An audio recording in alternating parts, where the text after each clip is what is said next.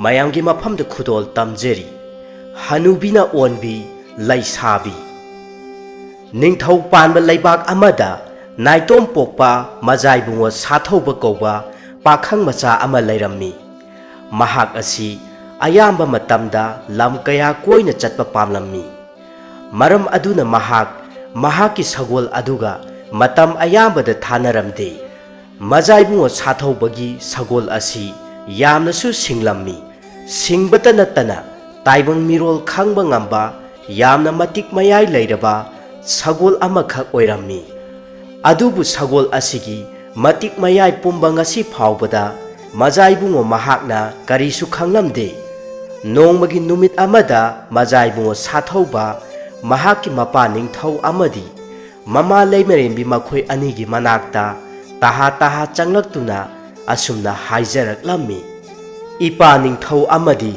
ꯏꯃꯥ ꯂꯩꯃꯔꯦꯟꯕꯤ ꯅꯆꯥ ꯑꯣꯏꯕ ꯑꯩꯍꯥꯛꯅ ꯈꯨꯔꯨ ꯂꯩꯇꯥꯅ ꯄꯨꯅꯦꯝꯖꯔꯤ ꯃꯖꯥꯏꯕꯨꯡꯉꯣꯒꯤ ꯃꯇꯧ ꯑꯁꯤꯗ ꯃꯄꯥ ꯅꯤꯡꯊꯧ ꯄꯨꯗꯥꯡꯅ ꯃꯣꯃꯣꯟ ꯅꯣꯛꯇꯨꯅ ꯍꯥꯏꯔꯛꯏ ꯌꯥꯔꯦ ꯏꯆꯥ ꯏꯕꯨꯡꯉꯣ ꯏꯆꯥꯅ ꯄꯂꯦꯝ ꯄꯟꯊꯧ ꯑꯩꯈꯣꯏ ꯑꯅꯤꯒꯤ ꯅꯥꯛꯇ ꯑꯗꯨꯛ ꯇꯍꯥ ꯂꯥꯛꯄꯗꯤ ꯀꯔꯤ ꯀꯔꯝꯕ ꯑꯅꯤꯡꯕ ꯑꯄꯥꯝꯕ ꯂꯩꯔꯕꯒꯦ ꯏꯄꯥꯗ ꯍꯦꯛꯇ ꯍꯥꯏꯌꯨꯗꯣ ꯃꯃꯥ ꯂꯩꯃꯔꯦꯟꯕꯤ ꯃꯍꯥꯛꯅꯁꯨ ꯃꯆꯥ ꯏꯕꯨꯡꯉꯣ ꯁꯥꯊꯧꯕ ꯌꯦꯡꯗꯨꯅ ꯃꯈꯥ ꯇꯥꯅ ꯍꯥꯏꯔꯛꯂꯝꯃꯤ ꯄꯂꯦꯝ ꯑꯩꯍꯥꯛꯀꯤ ꯊꯋꯥꯏ ꯑꯣꯏꯔꯤꯕ ꯏꯆꯥ ꯏꯕꯨꯡꯉꯣ ꯍꯥꯏꯌꯨ ꯍꯦꯛꯇ ꯏꯆꯥꯒꯤ ꯀꯔꯤ ꯀꯔꯝꯕ ꯅꯅꯤꯡ ꯊꯨꯡꯗꯕ ꯂꯩꯔꯕꯒꯦ ꯏꯃꯥꯗ ꯏꯆꯥꯅ ꯈꯨꯠ ꯊꯤꯟꯗꯨꯅ ꯍꯦꯛꯇ ꯇꯥꯛꯎ ꯄꯂꯦꯝ ꯄꯟꯊꯧ ꯃꯈꯣꯏ ꯑꯅꯤꯅ ꯃꯖꯥꯏꯕꯨꯡꯉꯣ ꯃꯍꯥꯛꯀꯤꯗꯃꯛꯇ ꯀꯌꯥꯒꯤ ꯃꯇꯤꯛ ꯅꯨꯡꯁꯤꯕ ꯃꯇꯧꯁꯤꯡ ꯑꯁꯤꯗ ꯃꯖꯥꯏꯕꯨꯡꯉꯣ ꯁꯥꯊꯧꯕ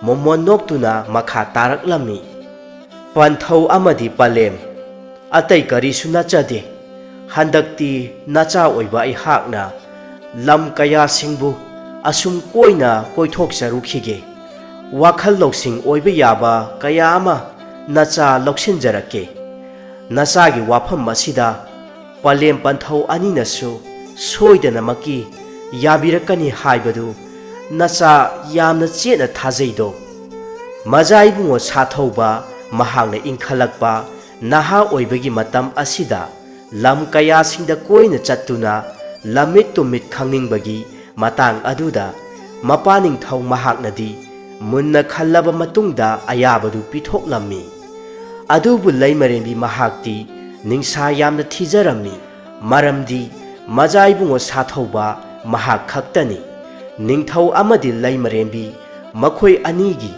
ꯐꯤꯖꯤꯒꯤ ꯃꯅꯤ ꯑꯣꯏꯔꯤꯕ ꯑꯗꯨꯕꯨ ꯅꯤꯡꯊꯧꯅ ꯃꯍꯥꯛꯀꯤ ꯂꯩꯃꯔꯦꯟꯕꯤ ꯌꯦꯡꯗꯨꯅ ꯍꯥꯏꯔꯛꯏ ꯂꯩꯃꯔꯦꯟꯕꯤ ꯀꯔꯤꯒꯤ ꯑꯗꯨꯛ ꯅꯤꯡꯁꯥ ꯊꯤꯒꯗꯒꯦ ꯍꯧꯖꯤꯛꯇꯤ ꯏꯆꯥꯁꯨ ꯆꯥꯎꯕ ꯃꯄꯨꯡ ꯃꯔꯩ ꯐꯥꯔꯦꯗꯣ ꯃꯇꯝꯒꯤ ꯃꯇꯨꯡ ꯏꯟꯅ ꯃꯍꯥꯛꯅ ꯑꯃꯨꯛ ꯑꯩꯍꯥꯛꯀꯤ ꯃꯍꯨꯠ ꯁꯤꯟꯗꯨꯅ ꯂꯩꯕꯥꯛ ꯑꯁꯤꯒꯤ ꯅꯤꯡꯊꯧ ꯑꯣꯏꯔꯛꯂꯒꯅꯤꯗꯣ ꯑꯗꯨꯅ ꯍꯥꯟꯅ ꯅꯤꯡꯊꯧ ꯑꯣꯏꯗ꯭ꯔꯤꯉꯩ ꯃꯇꯝ ꯑꯁꯤꯗ ꯂꯝ ꯀꯌꯥꯁꯤꯡꯗ ꯆꯠꯅꯔꯤꯕ ꯄꯨꯝꯅꯃꯛꯁꯤꯡ ꯑꯗꯣ ꯈꯪꯖꯁꯅꯨ ꯑꯩꯍꯥꯛꯁꯨ ꯑꯗꯨꯉꯩ ꯅꯍꯥ ꯑꯣꯏꯔꯤꯉꯩ ꯃꯇꯝꯗ ꯂꯝ ꯀꯌꯥ ꯀꯣꯏꯔꯛꯏ ꯆꯠꯂꯛꯏꯗꯣ ꯑꯗꯨꯅ ꯍꯧꯖꯤꯛꯇꯤ ꯂꯝ ꯀꯌꯥꯁꯤꯡꯗ ꯆꯠꯅꯔꯤꯕ ꯄꯨꯝꯅꯃꯛ ꯑꯁꯦ ꯑꯩꯍꯥꯛ ꯂꯣꯏꯅ ꯈꯪꯂꯦꯗꯣ ꯇꯁꯦꯡꯅꯃꯛꯀꯤ ꯅꯤꯡꯊꯧ ꯄꯨꯗꯥꯡ ꯃꯍꯥꯛꯅ ꯄꯥꯈꯪ ꯑꯣꯏꯔꯤꯉꯩ ꯃꯇꯝꯗ ꯉꯁꯤ ꯃꯖꯥꯏꯕꯨꯡꯉꯣ ꯁꯥꯊꯧꯕ ꯃꯍꯥꯛꯅ ꯃꯄꯥ ꯅꯤꯡꯊꯧ ꯑꯃꯗꯤ ꯃꯃꯥ ꯂꯩꯃꯔꯦꯟꯕꯤ ꯃꯈꯣꯏ ꯑꯅꯤꯗ ꯂꯝ ꯀꯌꯥ ꯀꯣꯏꯅ ꯆꯠꯆꯔꯨꯒꯦ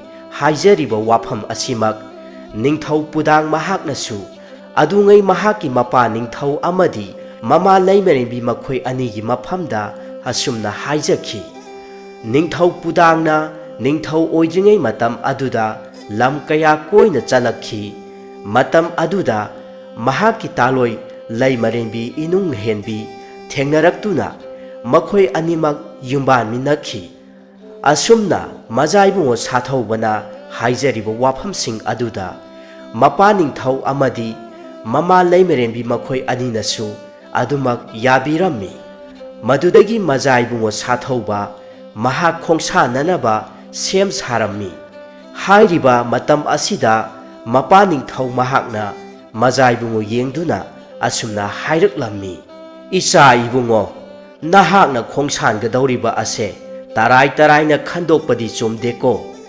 nahakna matam chuppada loinariba sagol ase nahakna matam chuppada thadokpa yade masigi sagol ase ipa ipusingna thambiramba sahi yamlaba sagolni adubu ngasisu mahaki mapangal mayeng tadrido sagol asigi matik mayai pumba nahak soidana khanglakani phare phare khongsananaba tawjaro ado isagi tung inanaba inai amata pubadi yadiko aduga ichana fijam setuna khongsangadabani mapaning thaugi wafamsing adu tabada majaibungo sathauba yamna ngakna hanglaklami kari haiba ipani thau madudi kari maramgi ningthau pudangna sor ama tapna honthaduna asumna hairaklami ichara khangdaba wafam ama leire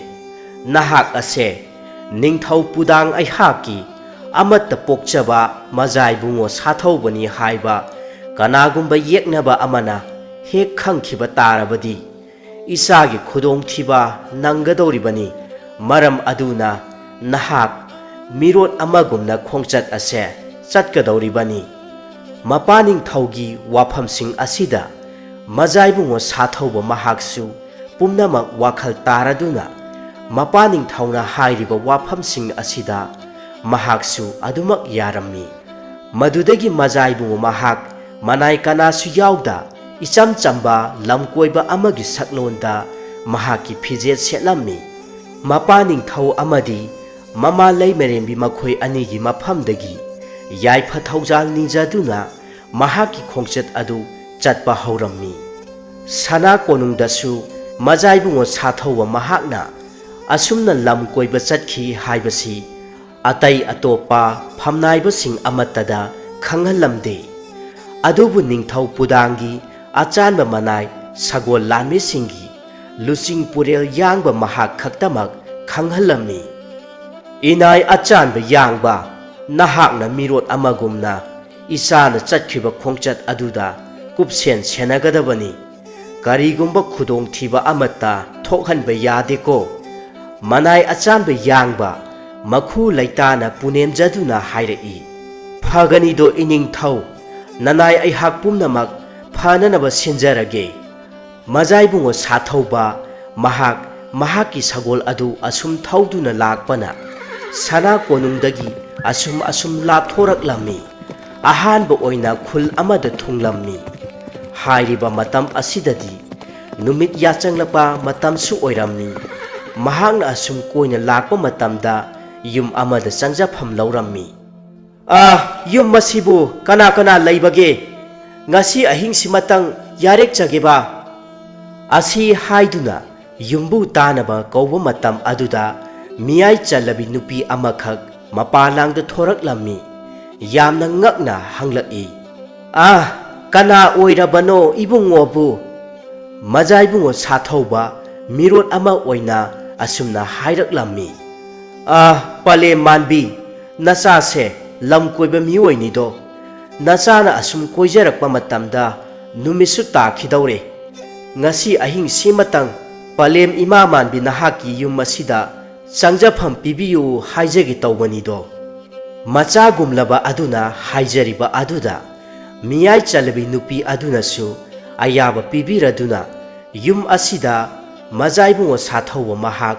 ahing yareknaba sem sarammi yum asi hek yengba matamda yamna nangba imung oina su tawrammi majaibungo sathauwa mahaki sagol adu mafam chaba amada punsinduna thamlammi yum asigi manungda changlakpa matamda yum asigi manungda miyai chalaba nupa amasu lairammi yum asida matai manaw makhoi ani khak laiba oirammi araiba kharana sillangduna numidangi chara tamlaba matung makhoi pumnamak tumpham semnaduna tumnarammi majaibungo sathauba mahaki mapukningda asumna khanjai yum asida lairiba matai manaw makhoi anisi yamna nangba imung oireko asi haine khalladuna mahak adumak tumtharammi ahing thengjilakhlaba matam asida Mazaibungo mahaki sagol adu mamit khangsing singlaklammi.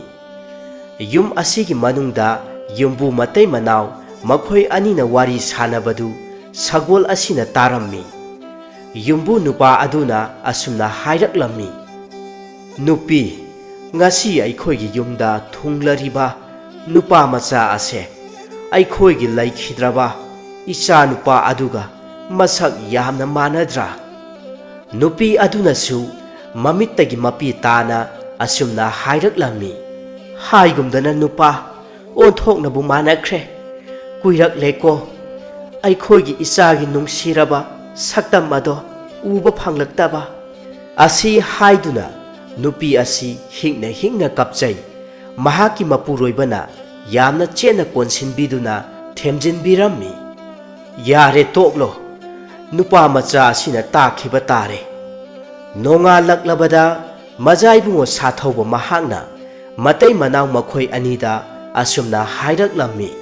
Nacha yamna nungaijare palem panthau anina nachagi damakta changjafam pibibagidamakta hanna thagachari. Asi haiduna mahaki khaw amadagi sanalupa khara puthoktuna matay manaw makhoi anida khusinnarammi. Miyai chalabi nupi aduna taha hairaklammi. Nati isaibungo madu aikhoi lawjaroi isagi adum sizinnabiyu. Mazaibungo sathauba tapna momon noktuna makha taraklammi. Pale manbi nachan pijariba ase yambadi nachade nacha makni khanbiduna lawsinbiyu. Wafam asi tabada matay manaw makhoi animak khanghodana mamittagi mapi taraklammi. Mataw aduda mazaibungo sathaubana themjinbirammi.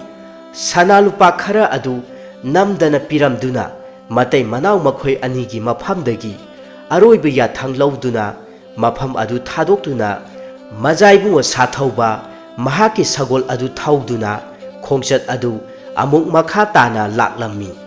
Nakan amaromda sagol lanmi singi luching porel yangba mahaksu ningthaugi yathangi matung inna mirot ama saduna mazaibungo sathauba mahakpu kupsen senarami. Mana yangbana machinda asuna sonjai. Aikhoigi mazaibungo ase kayad pukchel chawribano. Lairar khaba matay manaw makhoi animak ngasidagi awaba kharada oirabasu kokjaraganido. Asumna mazaibungo sathauba mahangna changjaruba imung ayamba laita lairaba imung ngakta oirammi. Mahangna purakpa sanalupa khara adumak mateng panglammi. Mataw asida mahangna tongduna lakliba sagol asinasu mapukningda asumna khanjai. Mazaibungo sathauba mahak ase kayada pukchel chawribano. Aihak mahakna khudong thiba amata nanghanba yade. Sagol adu asum thauduna lakpana ikhang khanghodana arapa mafam amagi umang ama phauduna lakpa matamda sagol asi mamitta karigumba khara uraklammi.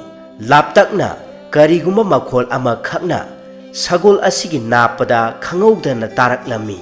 Mataw aduda sagol asi amuktang yamna kanna hauna khonglammi.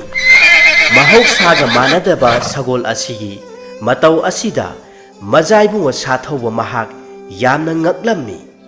Kari mataw kaubage sagol asina hauna khongliba asina.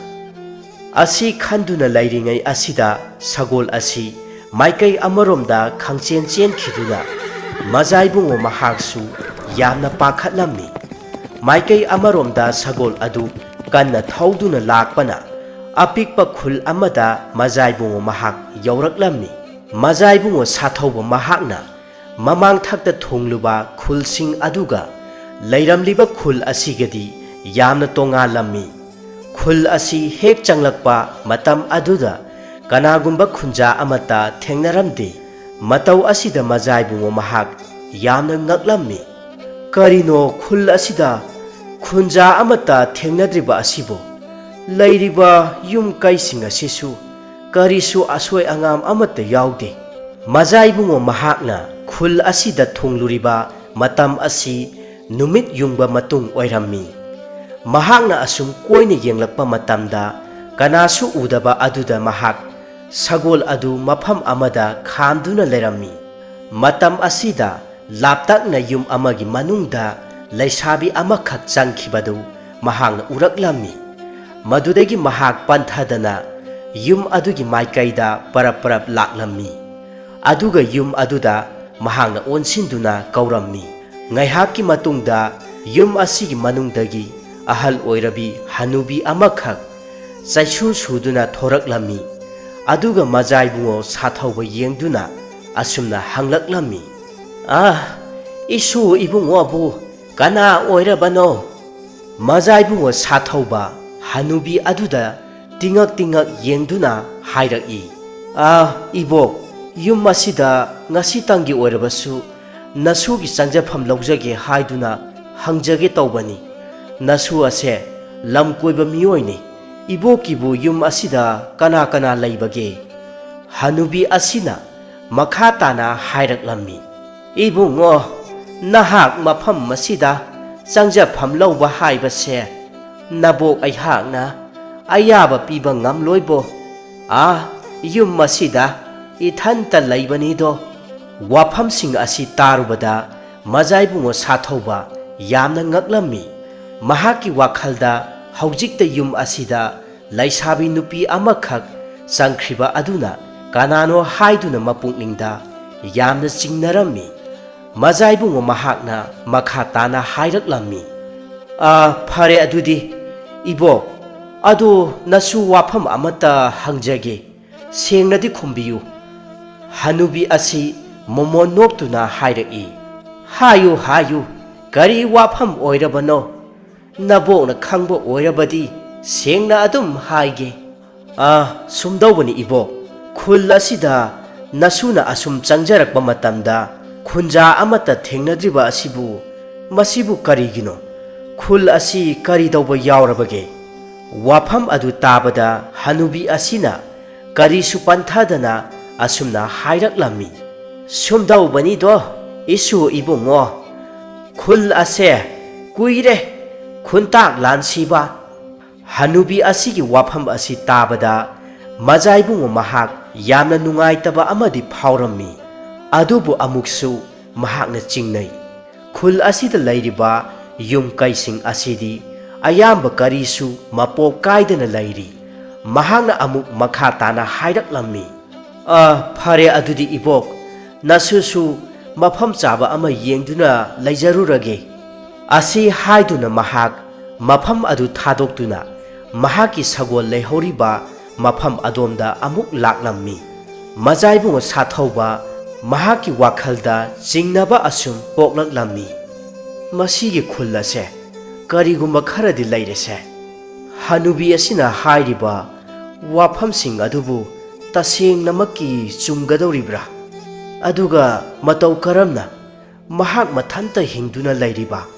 Aduga ngasai laisabi amakhak yum aduda changkhriba aduna kanabu oirigaba? Aihak asengbasing ado khangdoktaba yade. Asi khanduna majaibungo mahak khul asidagi hendokta lona mafam amada laiduna khul asigi maramda khangdoknanaba hotnarammi. Ahingi matamni laisabi amakhak yum adudagi mapalomda thoraktuna karigumba mana masing khara heklaga makhutta pairiba polang macha aduda hapchilammi. Laptakna majaibungo sathauba mahakna lumduna yenglammi.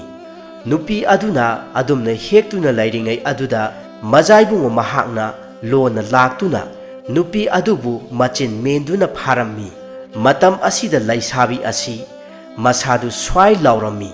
Kiduna lauge tawi adubu majaibungo mahakna laudanaba machindu kanna mensilammi.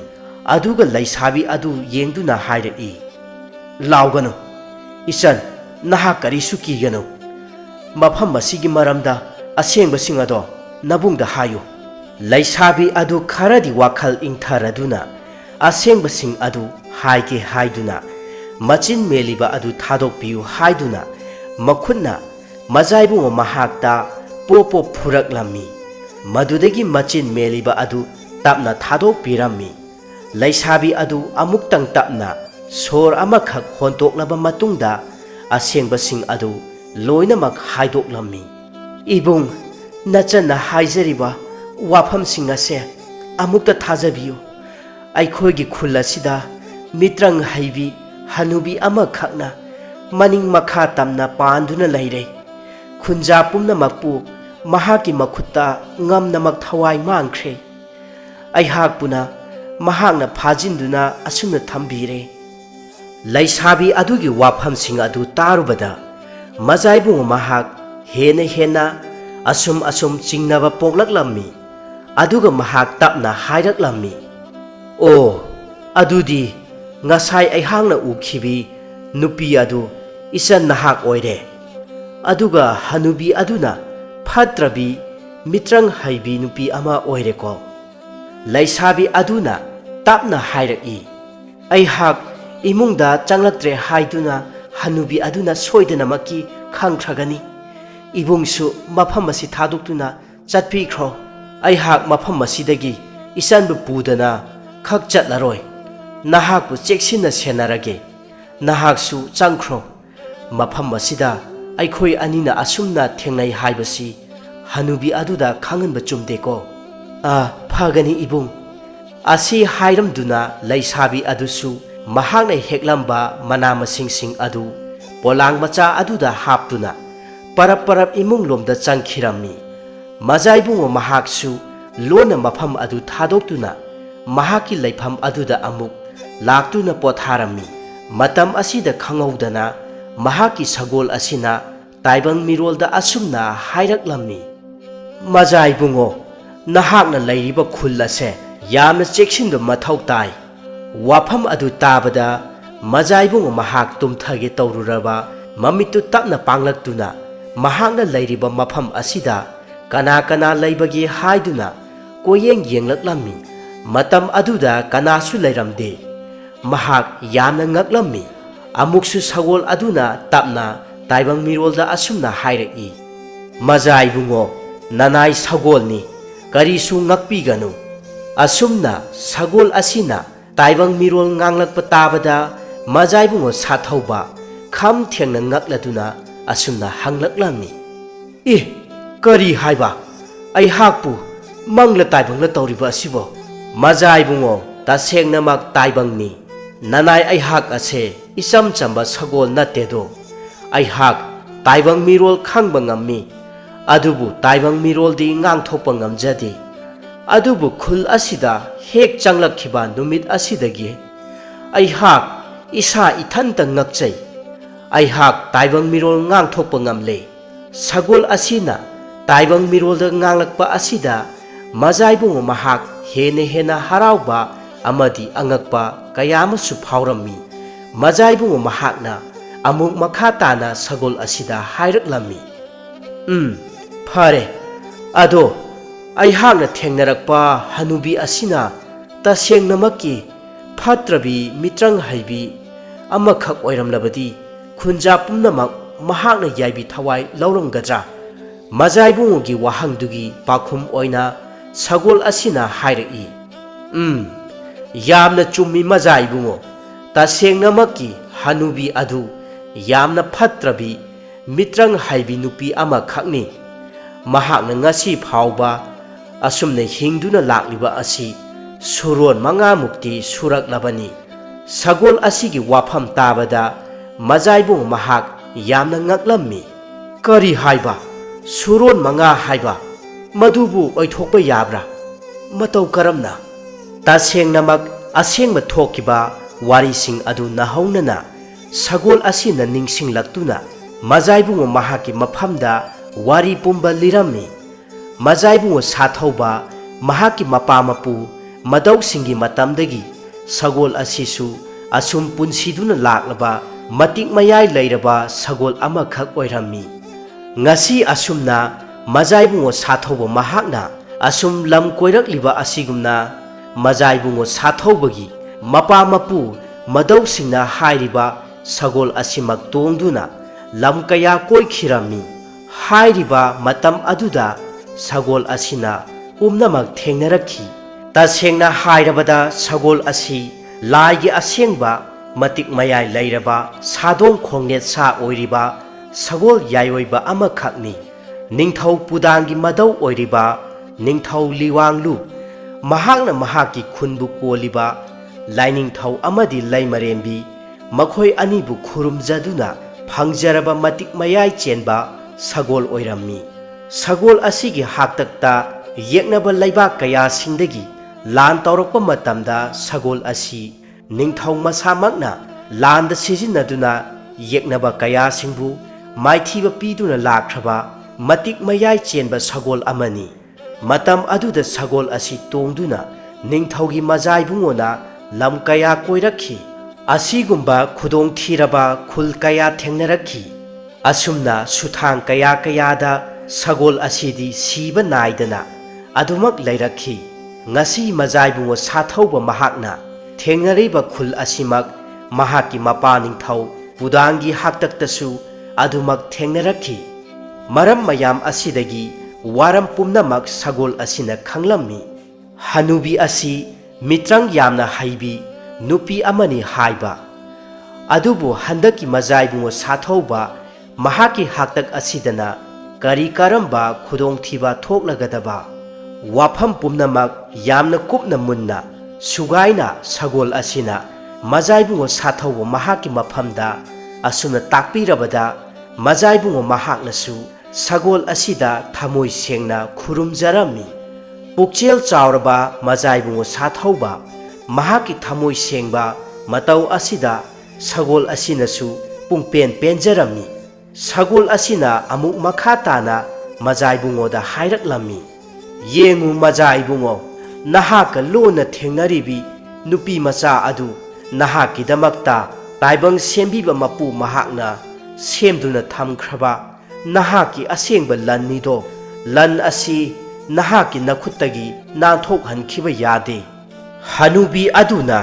ꯃꯤꯇ꯭ꯔꯪꯒꯤ ꯁꯛꯂꯣꯟ ꯀꯌꯥ ꯂꯧꯗꯨꯅ ꯂꯩꯁꯥꯕꯤ ꯑꯗꯨꯒꯤ ꯁꯛꯇꯝꯗ ꯑꯣꯟꯊꯣꯛꯅꯤꯡꯕ ꯃꯇꯝ ꯑꯃ ꯍꯦꯛꯇꯗ ꯑꯣꯟꯊꯣꯔꯛꯄ ꯉꯝꯃꯤꯗꯣ꯫ ꯃꯔꯝ ꯑꯗꯨꯅ ꯃꯖꯥꯏꯕꯨꯡꯉꯣ, ꯅꯍꯥꯛ ꯌꯥꯝꯅ ꯆꯦꯛꯁꯤꯜꯂꯨ꯫ ꯑꯩꯍꯥꯛꯀꯤ ꯏꯁꯥꯗꯒꯤ ꯏꯇꯨ ꯑꯃꯈꯛ ꯊꯠꯂꯨ ꯑꯗꯨꯒ ꯅꯍꯥꯛꯀꯤ ꯅꯁꯥꯗ ꯂꯣꯏꯅꯧ꯫ ꯑꯗꯨ ꯑꯣꯏꯔꯕꯗꯤ ꯅꯍꯥꯛꯀꯤ ꯅꯐꯝꯗ ꯍꯅꯨꯕꯤ ꯑꯗꯨꯅ ꯀꯔꯤꯁꯨ ꯃꯤꯇ꯭ꯔꯪ ꯇꯧꯕ ꯉꯝꯂꯣꯏ꯫ ꯑꯁꯤ ꯍꯥꯏꯅ ꯍꯥꯏꯔꯕꯗ ꯃꯖꯥꯏꯕꯨꯡꯉꯣ ꯁꯥꯊꯧꯕ ꯃꯍꯥꯛꯅ ꯃꯍꯥꯛꯀꯤ ꯁꯒꯣꯜ ꯑꯗꯨꯗꯒꯤ ꯃꯇꯨ ꯑꯃ ꯐꯣꯏꯗꯨꯅ ꯃꯁꯥꯒꯤ ꯐꯨꯔꯤꯠ ꯈꯥꯎꯗ ꯍꯥꯞꯆꯤꯜꯂꯝꯃꯤ꯫ ꯑꯁꯣꯝꯗ ꯁꯅꯥ ꯀꯣꯅꯨꯡꯗꯅꯤ ꯂꯩꯃꯔꯦꯝꯕꯤ ꯃꯍꯥꯛ ꯃꯆꯥꯅꯨꯄꯥꯒꯤ ꯋꯥꯈꯜꯗ ꯑꯍꯤꯡ ꯂꯩꯇꯥꯅ ꯇꯨꯝꯊꯕ ꯌꯥꯔꯝꯗꯦ꯫ ꯅꯤꯡꯊꯧꯒꯤ ꯃꯐꯝꯗ ꯍꯥꯏꯔꯛꯂꯝꯃꯤ, ꯏꯅꯤꯡꯊꯧ, ꯏꯆꯥ ꯏꯕꯨꯡꯉꯣꯅ ꯈꯣꯡꯁꯥꯟꯈ꯭ꯔꯤꯕ ꯑꯁꯤ ꯉꯁꯤꯒ ꯊꯥꯅ ꯊꯥ ꯑꯃꯔꯣꯝꯗꯤ ꯍꯧꯖꯤꯜꯂꯛꯂꯦꯗꯣ꯫ ꯉꯁꯤ ꯐꯥꯎꯕꯗ ꯁꯅꯥ ꯀꯣꯅꯨꯡ ꯑꯁꯤꯗ ꯍꯜꯂꯛꯄ ꯂꯩꯇ꯭ꯔꯤ꯫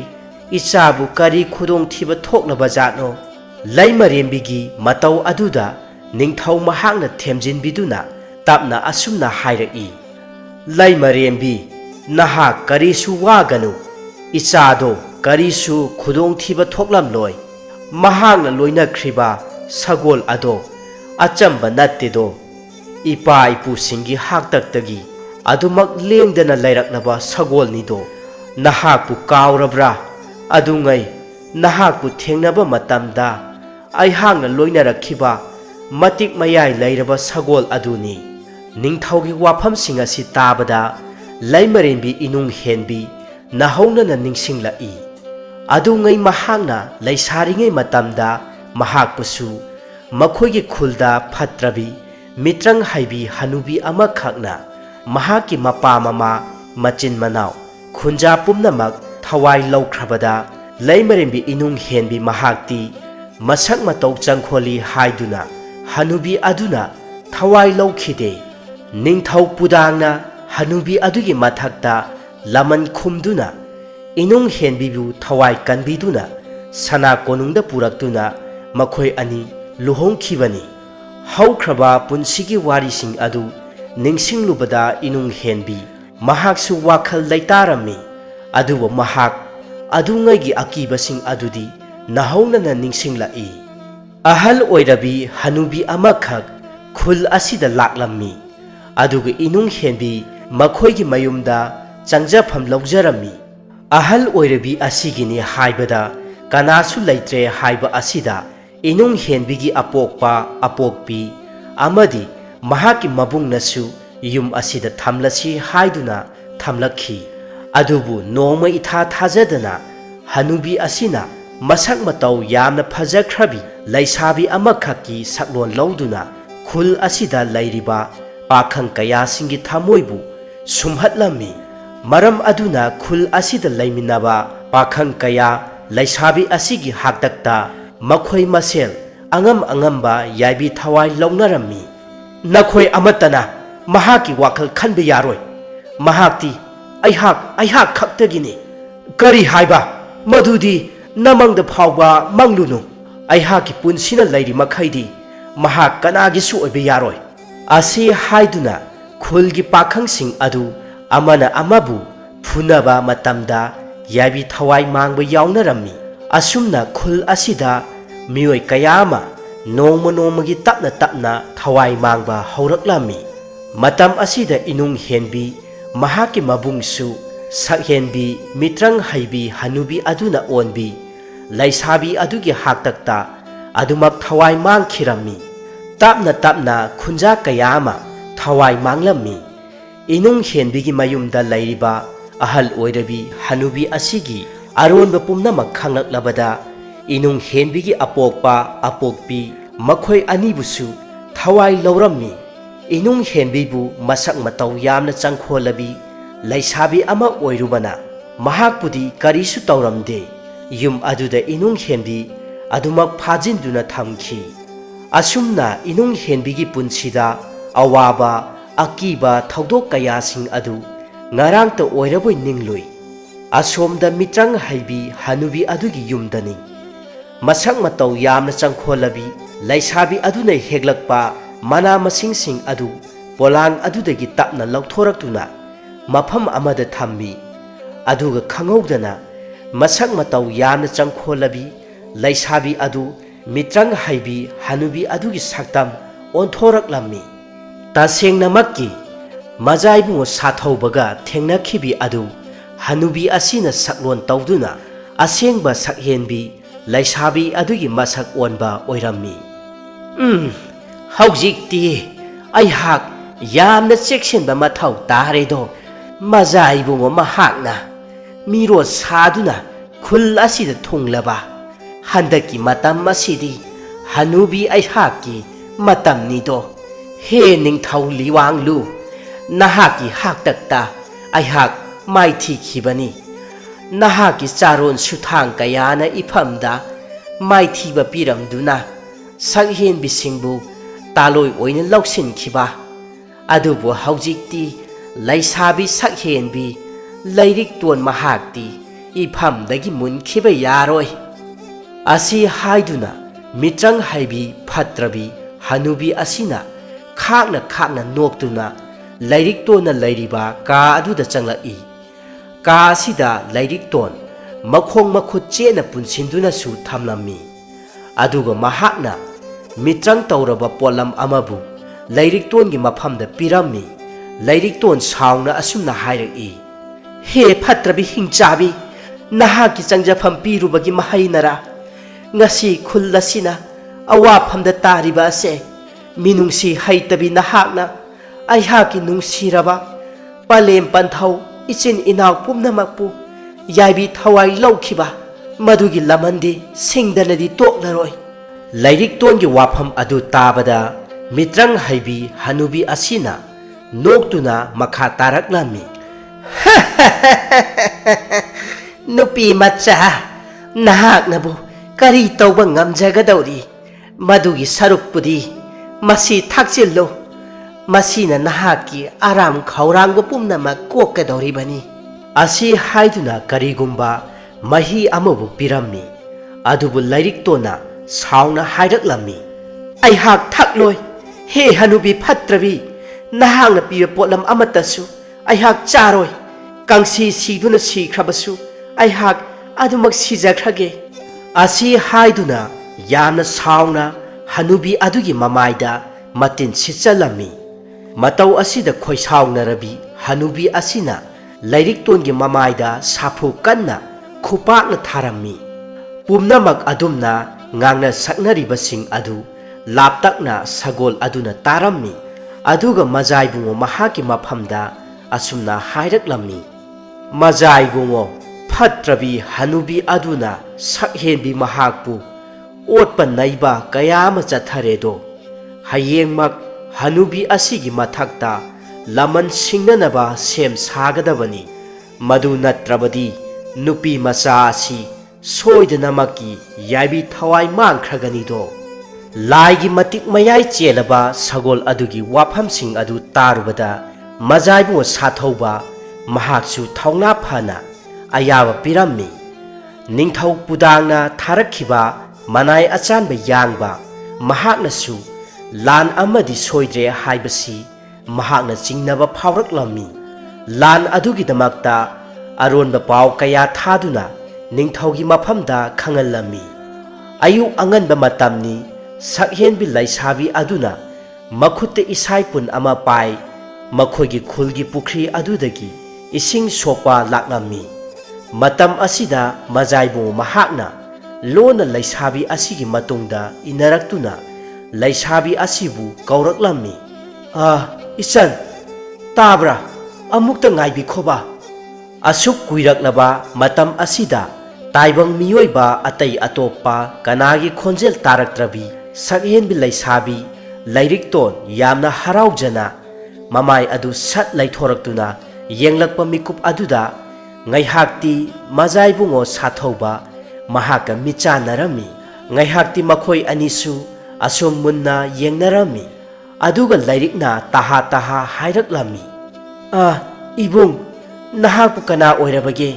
Wafam adu tabada Majai bungo sathauba mahak yamna ngaklammi. Majai bungo tapna hanglaki. Ichanbu mafam asida kana kanaga laiminabage. Wahang asida laisabi asi yamna kina asum haiphet laiduna yenglammi. Aduga karisu hairamda isaipun aduna ising soktuna mafam adu thadokuna parap chatkhirami. Matau asida Majai bungo mahak pumnamak wakhal tarammi. Hanubi aduna phajinduna thamlibi laisabi amani haiba. Laisabi aduna isaipun aduda ising soknuraga mayumda changlakpa matam aduda Hanubi aduna isau langduna hairaki. Iya asuk kuirakliba asi karigino hayo. Aihak pumnamak khangle. Nakhong nakhuttu chena punsinduna thamlage. Asi haiduna yamna phatrabi Hanubi asina laisabi asibu makhong makhut thaurina punsinge haiduna taurakpa maktada laisabi asina yamna sauna hairaklammi. He phatrabi nahakna aihakpu kayam kuina asumna otuna thamkhige hairibano. Asi haiduna makhoi animak ningai sangdanarami. Matam asimaktada Majai bungo sathauba yamna thuna laktuna yum adugi manungda changlaklammi. Yum asigi manungda hek changlakpa matam aduda yamna hainadaba phaurammi. Masadu ihai hainada thok laurammi. Mahakna asum changlaktuna Hanubi adubu pharammi. Aduga laisabi adudagi thauri adu lauduna Hanubi asida oina yamna chena punsilammi. Aduga hairaki. He phatrabi Hanubi haujikti nahaki matam loirabani. Nahakna khul asigi khunja pumnamakpu ngamna yaibi thawai laukhiba. Haujikti nahaki nathwai adu lauba taredo. Asi haiduna Majai bungo mahakna amuktang sapu kanna Hanubi asigi mamaida khupakna tharammi.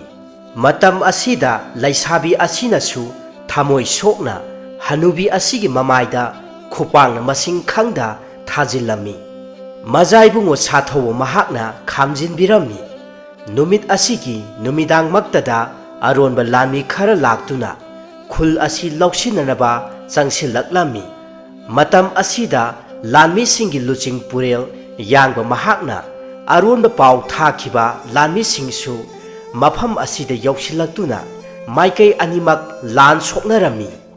Majai bungo sathauba mahaksu thauna phana ꯂꯥꯟꯐꯝ ꯑꯁꯤꯗ ꯁꯔꯨꯛ ꯌꯥꯔꯝꯃꯤ꯫ ꯑꯗꯨꯒ ꯁꯛꯍꯦꯟꯕꯤ ꯂꯩꯁꯥꯕꯤ ꯑꯗꯨꯒ ꯍꯅꯨꯕꯤ ꯑꯗꯨꯒꯗꯤ ꯅꯤꯡꯊꯤꯖꯅ ꯐꯥꯖꯤꯟꯗꯨꯅ ꯊꯝꯂꯝꯃꯤ꯫ ꯑꯁꯨꯝꯅ ꯌꯥꯝꯅ ꯀꯟꯅ ꯍꯣꯠꯅꯔꯕ ꯃꯇꯨꯡꯗ ꯂꯥꯟ ꯑꯗꯨ ꯃꯖꯥꯏꯕꯨꯡꯉꯣ ꯁꯥꯊꯧꯕ ꯃꯍꯥꯛꯀꯤ ꯃꯤꯑꯣꯏꯁꯤꯡ ꯑꯗꯨꯅ ꯃꯥꯏ ꯄꯥꯛꯂꯝꯃꯤ꯫ ꯃꯗꯨꯗꯒꯤ ꯑꯃꯨꯛ ꯃꯖꯥꯏꯕꯨꯡꯉꯣ ꯃꯍꯥꯛꯅ ꯁꯛꯍꯦꯟꯕꯤ ꯂꯩꯁꯥꯕꯤ ꯂꯩꯔꯤꯛꯇꯣꯟ ꯑꯃꯗꯤ ꯍꯅꯨꯕꯤ ꯑꯗꯨ ꯄꯨꯗꯨꯅ ꯃꯅꯥꯏꯁꯤꯡꯒ ꯄꯨꯟꯅ ꯁꯅꯥ ꯀꯣꯅꯨꯡꯗ ꯈꯣꯡꯁꯥꯜꯂꯛꯂꯝꯃꯤ꯫ ꯑꯁꯨꯝꯅ ꯃꯆꯥꯅ ꯃꯥꯏ ꯄꯥꯛꯅ ꯑꯃꯨꯛ ꯍꯟꯅ ꯁꯅꯥ ꯀꯣꯅꯨꯡꯗ ꯍꯜꯂꯛꯄ ꯎꯕꯗ ꯃꯄꯥꯅꯤꯡꯊꯧ ꯑꯃꯗꯤ ꯃꯃꯥ ꯂꯩꯃꯔꯦꯟꯕꯤ ꯃꯈꯣꯏ ꯑꯅꯤꯃꯛ ꯌꯥꯝꯅ ꯍꯔꯥꯎꯖꯔꯝꯃꯤ꯫ ꯍꯅꯨꯕꯤ ꯑꯗꯨꯒꯤ ꯃꯁꯛ ꯎꯕꯃꯛꯇꯗ ꯃꯄꯥꯅꯤꯡꯊꯧ ꯑꯃꯗꯤ ꯃꯃꯥ ꯂꯩꯃꯔꯦꯟꯕꯤ ꯃꯈꯣꯏ ꯑꯅꯤꯃꯛ ꯌꯥꯝꯅ ꯉꯛꯂꯝꯃꯤ꯫ ꯍꯅꯨꯕꯤ ꯑꯁꯤ ꯍꯧꯖꯤꯛꯇꯤ ꯃꯍꯥꯛꯅ ꯇꯧꯖꯈꯤꯕ ꯐꯠꯇꯕ ꯀꯌꯥꯁꯤꯡ ꯑꯗꯨꯒꯤ ꯃꯍꯩꯅ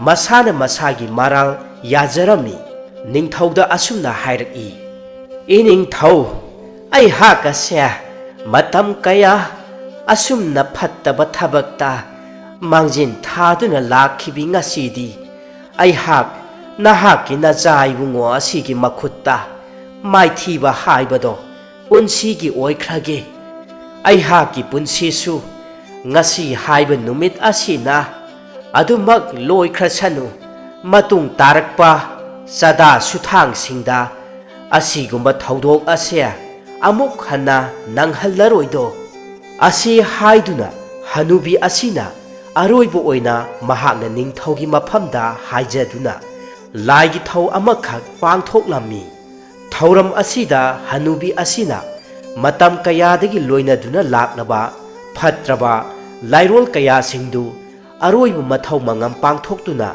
ꯃꯁꯥ ꯃꯊꯟꯇ ꯊꯋꯥꯏ ꯊꯥꯖꯈꯤꯔꯝꯃꯤ꯫ ꯍꯅꯨꯕꯤ ꯑꯁꯤꯒꯤ ꯊꯋꯥꯏ ꯌꯥꯎꯗ꯭ꯔꯕ ꯍꯛꯆꯥꯡ ꯑꯁꯤꯕꯨ ꯃꯐꯝ ꯆꯥꯕ ꯑꯃꯗ ꯑꯗꯨꯃꯛ ꯂꯩꯔꯣꯟ ꯆꯟꯗꯨꯅ ꯑꯃꯨꯛ ꯍꯟꯅ ꯇꯥꯏꯕꯪꯗ ꯈꯣꯡꯗꯥꯔꯛꯇꯅꯕ ꯊꯧꯔꯝ ꯄꯥꯡꯊꯣꯛꯂꯝꯃꯤ꯫ ꯍꯥꯏꯔꯤꯕ ꯅꯨꯃꯤꯠ ꯑꯁꯤꯃꯛꯀꯤ ꯅꯨꯃꯤꯗꯥꯡ ꯑꯊꯦꯡꯕ ꯃꯇꯝ ꯑꯗꯨꯗ ꯅꯤꯡꯊꯧꯒꯤ ꯁꯨꯊꯥꯡ ꯀꯌꯥꯗꯒꯤ ꯂꯣꯏꯅꯗꯨꯅ ꯂꯥꯛꯂꯕ ꯃꯇꯤꯛ ꯃꯌꯥꯏ ꯆꯦꯟꯕ ꯁꯒꯣꯜ ꯑꯁꯤꯁꯨ ꯏꯈꯪ ꯈꯪꯍꯧꯗꯅ ꯑꯗꯨꯃꯛ ꯊꯋꯥꯏ ꯃꯥꯡꯂꯝꯃꯤ꯫ ꯅꯣꯡꯉꯥꯜꯂꯛꯄ ꯃꯇꯝꯗ ꯁꯒꯣꯜ ꯁꯦꯟꯅꯕ ꯃꯅꯥꯏ ꯑꯃꯈꯛꯅ ꯁꯒꯣꯜ ꯑꯗꯨꯅ ꯁꯤꯔꯒ ꯂꯩꯔꯝꯕꯗꯨ ꯊꯦꯡꯅꯔꯛꯇꯨꯅ ꯅꯤꯡꯊꯧꯒꯤ ꯃꯐꯝꯗ ꯍꯪꯒꯠꯆꯈꯤ꯫ ꯑꯗꯨꯒ ꯂꯣꯏꯅꯅ ꯃꯖꯥꯏꯕꯨꯡꯉꯣ ꯁꯥꯊꯧꯕ ꯃꯍꯥꯛꯅ ꯂꯣꯏꯅꯗꯨꯅ ꯂꯥꯛꯈꯤꯕꯤ ꯁꯛꯍꯦꯟꯕꯤ ꯂꯩꯁꯥꯕꯤ ꯂꯩꯔꯤꯛꯇꯣꯟ ꯃꯍꯥꯛꯄꯨ ꯃꯍꯥꯛꯀꯤ ꯇꯥꯂꯣꯏꯁꯤꯡꯗ ꯆꯟꯗꯨꯅ ꯃꯇꯝꯒꯤ ꯃꯇꯨꯡ ꯏꯟꯅ ꯃꯄꯥꯅꯤꯡꯊꯧ ꯑꯃꯗꯤ ꯃꯃꯥ ꯂꯩꯃꯔꯦꯟꯕꯤ ꯃꯈꯣꯏ ꯑꯅꯤꯒꯤ ꯃꯍꯨꯠ ꯁꯤꯟꯗꯨꯅ ꯃꯖꯥꯏꯕꯨꯡꯉꯣ ꯁꯥꯊꯧꯕ ꯑꯃꯗꯤ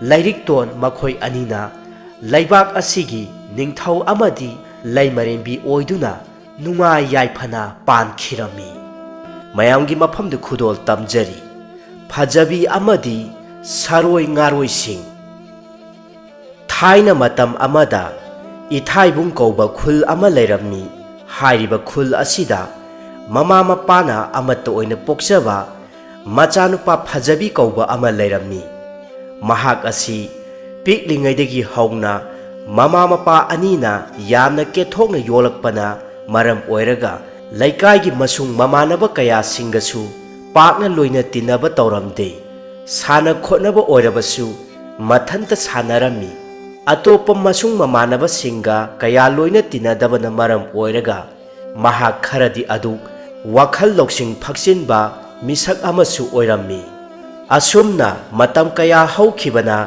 ꯐꯖꯕꯤ ꯍꯧꯖꯤꯛꯇꯤ ꯄꯥꯈꯪ ꯐꯥꯔꯛꯂꯝꯃꯤ꯫ ꯐꯖꯕꯤꯒꯤ ꯃꯃꯥ ꯃꯄꯥ ꯃꯈꯣꯏ ꯑꯅꯤꯁꯨ ꯑꯍꯜꯒꯤ ꯃꯇꯝ ꯑꯣꯏꯁꯤꯜꯂꯛꯂꯝꯃꯤ꯫ ꯆꯥꯎꯔꯦꯜ ꯑꯃꯗꯤ ꯍꯦꯟꯕꯤ ꯐꯖꯕꯤꯒꯤ ꯑꯄꯣꯛꯄ ꯑꯃꯁꯨꯡ ꯑꯄꯣꯛꯄꯤꯅꯤ꯫ ꯆꯥꯎꯔꯦꯜꯅ ꯃꯍꯥꯛꯀꯤ ꯂꯣꯏꯅꯕꯤꯗ ꯑꯁꯨꯝꯅ ꯍꯥꯏꯔꯛꯂꯝꯃꯤ, "ꯇꯥꯔꯤꯕ꯭ꯔꯥ ꯃꯃꯥ, ꯍꯧꯖꯤꯛꯇꯤ ꯑꯩꯈꯣꯏꯒꯤ ꯏꯆꯥꯅꯨꯄꯥ ꯑꯁꯤꯁꯨ ꯆꯥꯎꯁꯤꯜꯂꯛꯂꯦꯗꯣ꯫ ꯑꯗꯨꯕꯨ ꯃꯃꯥ, ꯍꯦꯟꯅ ꯅꯤꯡꯁꯥ ꯊꯤꯔꯤꯕꯅ ꯂꯩꯀꯥꯏꯒꯤ ꯃꯁꯨꯡ ꯃꯃꯥꯟꯅꯕ ꯑꯃꯠꯇꯒꯁꯨ ꯂꯣꯏꯅ ꯇꯤꯟꯅꯕ ꯇꯧꯗꯦ꯫ ꯌꯨꯝ ꯑꯁꯤꯗ ꯑꯁꯨꯝ ꯂꯩ, ꯃꯃꯥꯏ ꯃꯃꯤꯠ ꯑꯃꯠꯇ ꯁꯤꯡꯂꯔꯣꯏ ꯇꯧꯔꯤꯕꯁꯦ"꯫ ꯍꯦꯝꯕꯤꯅ ꯃꯍꯥꯛꯀꯤ ꯃꯄꯨꯔꯣꯏꯕꯅ ꯍꯥꯏꯔꯛꯂꯤꯕ ꯋꯥꯐꯝꯁꯤꯡ ꯑꯗꯨ ꯃꯨꯟꯅ ꯈꯟꯊꯔꯕ ꯃꯇꯨꯡꯗ ꯑꯁꯨꯝꯅ ꯃꯈꯥ ꯇꯥꯔꯛꯂꯝꯃꯤ, "ꯍꯥꯏꯒꯨꯝꯗꯅ ꯃꯄꯥ, ꯑꯩꯈꯣꯏꯒꯤ ꯐꯖꯕꯤꯁꯦ ꯃꯄꯥꯜꯗ ꯈꯔ ꯈꯔ ꯊꯣꯛꯍꯟꯗ꯭ꯔꯕꯗꯤ ꯌꯥꯔꯣꯏꯗꯧꯔꯤ꯫ ꯀꯩꯔꯣꯏ ꯂꯩꯀꯥꯏꯒꯤ ꯃꯤꯑꯣꯏꯁꯤꯡꯅꯁꯨ ꯄꯥꯈꯪ ꯐꯥꯔꯕ ꯐꯖꯕꯤꯕꯨ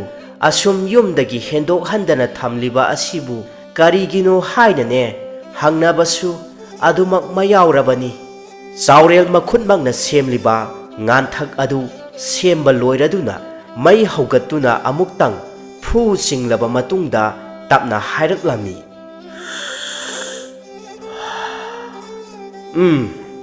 fare fare mama horendi nama na changai haktang oirabasune asum koithokluso adugane tada mera jaugi yotpak adusu loirabani khara hek pibiramu selga hana pisallamlabani phajabigi mapa chaurel asi mahaki sinpham oina yot subagi thabak mayumda taurammi ayukki chak ising chanaraba matung numit khara leitharakpa matamni phajabhi makhoigi ingkholgi nakanda hauriba pungthol pambi adomda laktuna amunba pungthol hektuna charami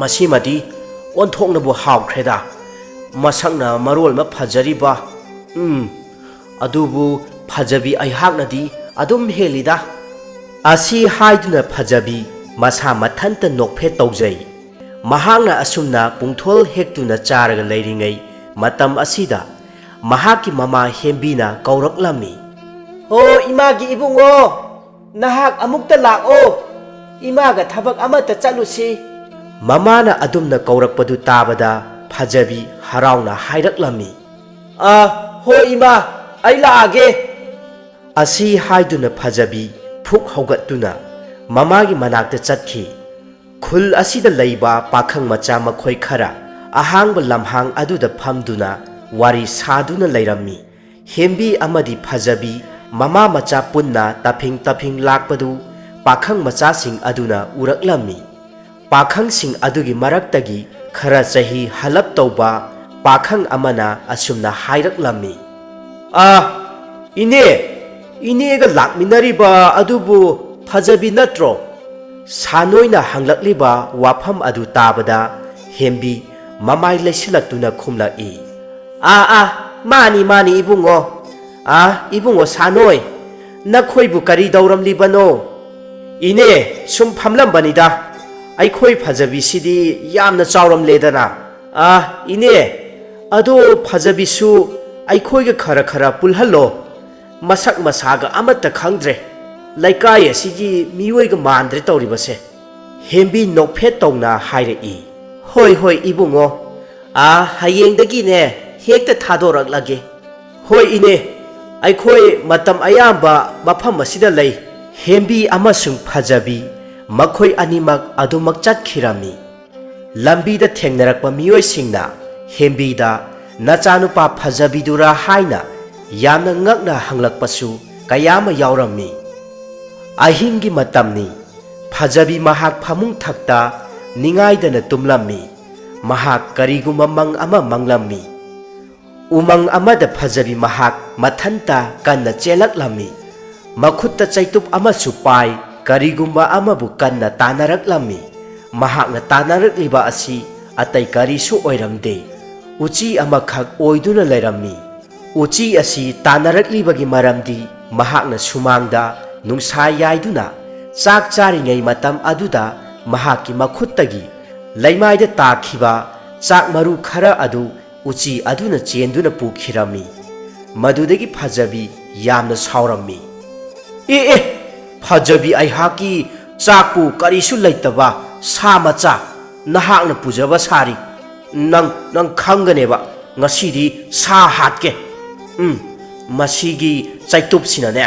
hekta sandarage asi haiduna phajabhi manakta taduna leiriba chaitup adu ta paiduna charamliba chak adu chaba loisanda makhut masa hamdoktana uchi adubu tana khirami chak maru kharagi piklaba uchi adubu tana khiba matam aduda makhoigi haudong aduna changlaktuna phajabigi chak pukham aduda yauriba chak ensang pumnamak yamna hauna chathok khirami phajabhi machinda ha kamduna yamna sauna sa hatkani haiduna asum tanarakpana Umang asomda usi adusu chensin khiduna Phajabi umang asida yauraklammi.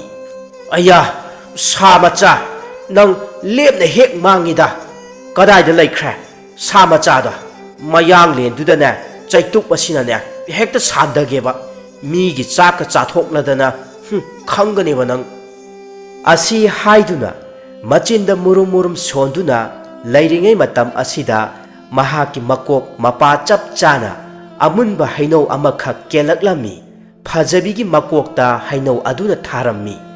Is ayo ayo karino onthoknabu nakreda asi haiduna makhutuna makokta chaina khangduna nanjai aduga yengthokluba matamda laimaide yamna phajaraba amunba haino amakhak taduna leirambadu uba matamda Phajabi yamna haraujarammi.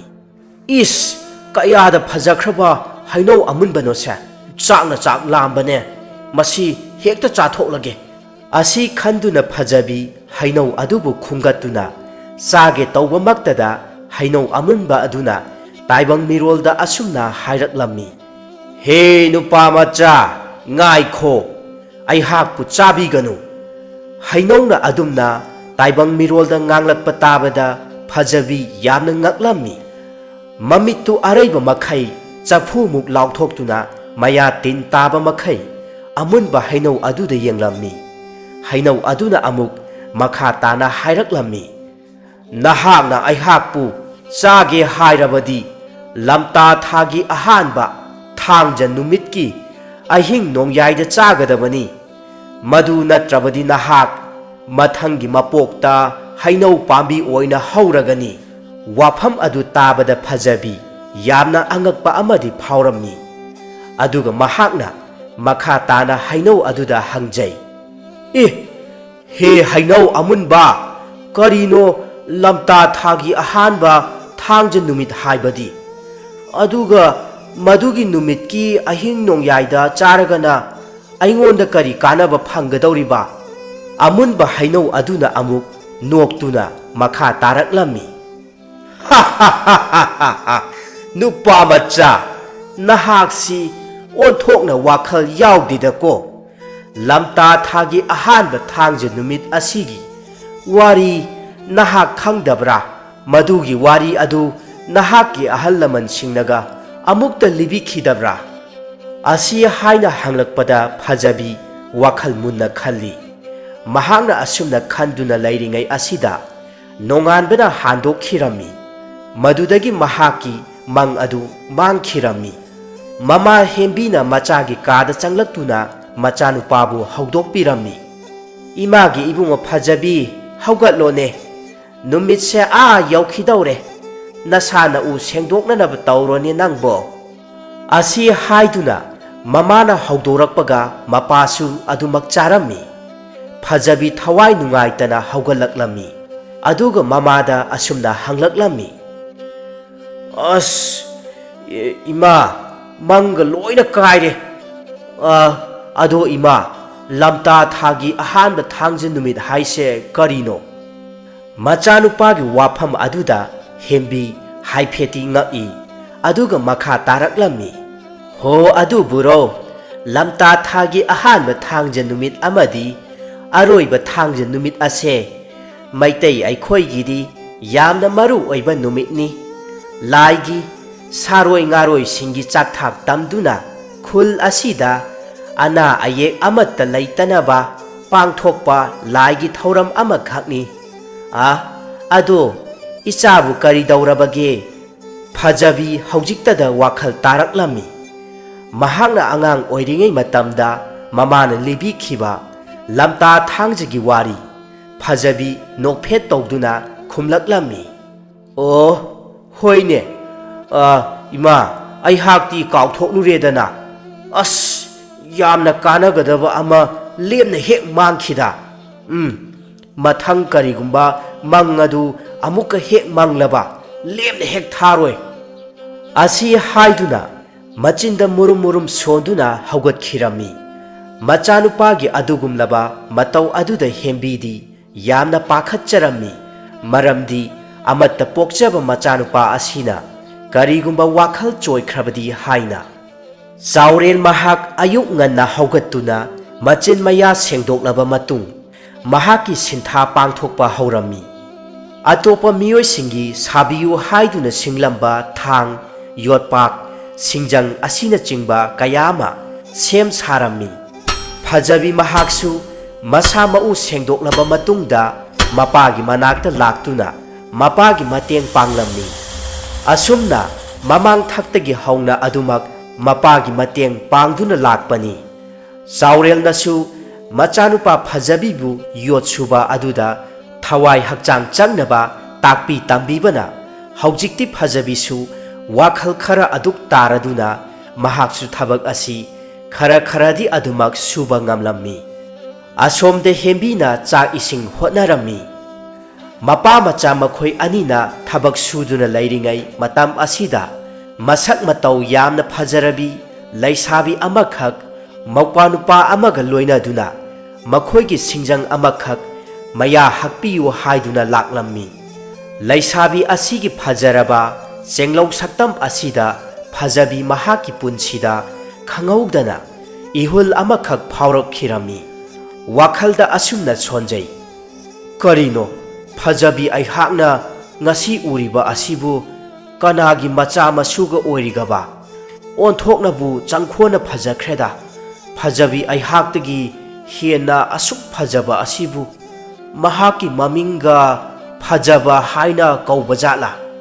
ꯑꯁꯤ ꯈꯟꯗꯨꯅ ꯃꯍꯥꯛ ꯃꯣꯃꯣꯟ ꯅꯣꯛꯆꯩ꯫ ꯂꯩꯁꯥꯕꯤ ꯑꯁꯤꯅ ꯌꯥꯝꯅ ꯏꯪꯅ ꯇꯞꯅ ꯆꯥꯎꯔꯦꯜꯗ ꯍꯥꯏꯔꯛꯂꯝꯃꯤ, ꯈꯨꯔꯥ, ꯅꯆꯥꯒꯤ ꯁꯤꯡꯖꯪ ꯑꯁꯦ ꯑꯃꯨꯛꯇ ꯃꯌꯥ ꯊꯥꯡꯕꯤꯌꯨꯕ꯫ ꯆꯥꯎꯔꯦꯜ ꯇꯧꯔꯝꯂꯤꯕ ꯊꯕꯛ ꯑꯗꯨ ꯇꯧꯅ ꯇꯧꯅ ꯍꯥꯏꯔꯛꯂꯝꯃꯤ, ꯍꯣꯏ ꯍꯣꯏ ꯏꯕꯦꯝꯃ꯫ ꯑꯗꯣ ꯏꯕꯦꯝꯃꯕꯨ ꯀꯅꯥꯒꯤ ꯃꯆꯥꯅꯣ?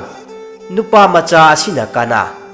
ꯂꯩꯁꯥꯕꯤ ꯑꯁꯤꯅ ꯅꯣꯛꯐꯦꯠ ꯇꯧꯅ ꯃꯈꯥ ꯇꯥꯅ ꯍꯥꯏꯔꯛꯂꯝꯃꯤ, ꯈꯨꯔꯥ, ꯅꯆꯥ ꯑꯩꯍꯥꯛ ꯑꯁꯦ ꯃꯃꯥꯡ ꯂꯩꯀꯥꯏꯒꯤ ꯏꯕꯣꯍꯜꯒꯤ ꯃꯆꯥꯅꯨꯄꯤꯅꯤ꯫ ꯃꯍꯥꯛ ꯑꯁꯤꯅ ꯑꯩꯍꯥꯛꯀꯤ ꯏꯄ꯭ꯋꯥꯅꯨꯄꯥꯅꯤ꯫ ꯆꯥꯎꯔꯦꯜ ꯌꯥꯝꯅ ꯉꯛꯅ ꯃꯈꯥ ꯇꯥꯔꯛꯂꯝꯃꯤ, ꯏꯁꯦ ꯏꯆꯥꯗꯤ ꯑꯣꯟꯊꯣꯛꯅꯕꯨ ꯆꯥꯎꯔꯝꯂꯦꯗꯅ꯫ ꯇꯥꯗ ꯏꯕꯣꯍꯜ ꯍꯣꯏꯗꯤ ꯑꯅꯥ ꯑꯌꯦꯛ ꯌꯥꯎꯗꯕ ꯅꯠꯇ꯭ꯔꯣ?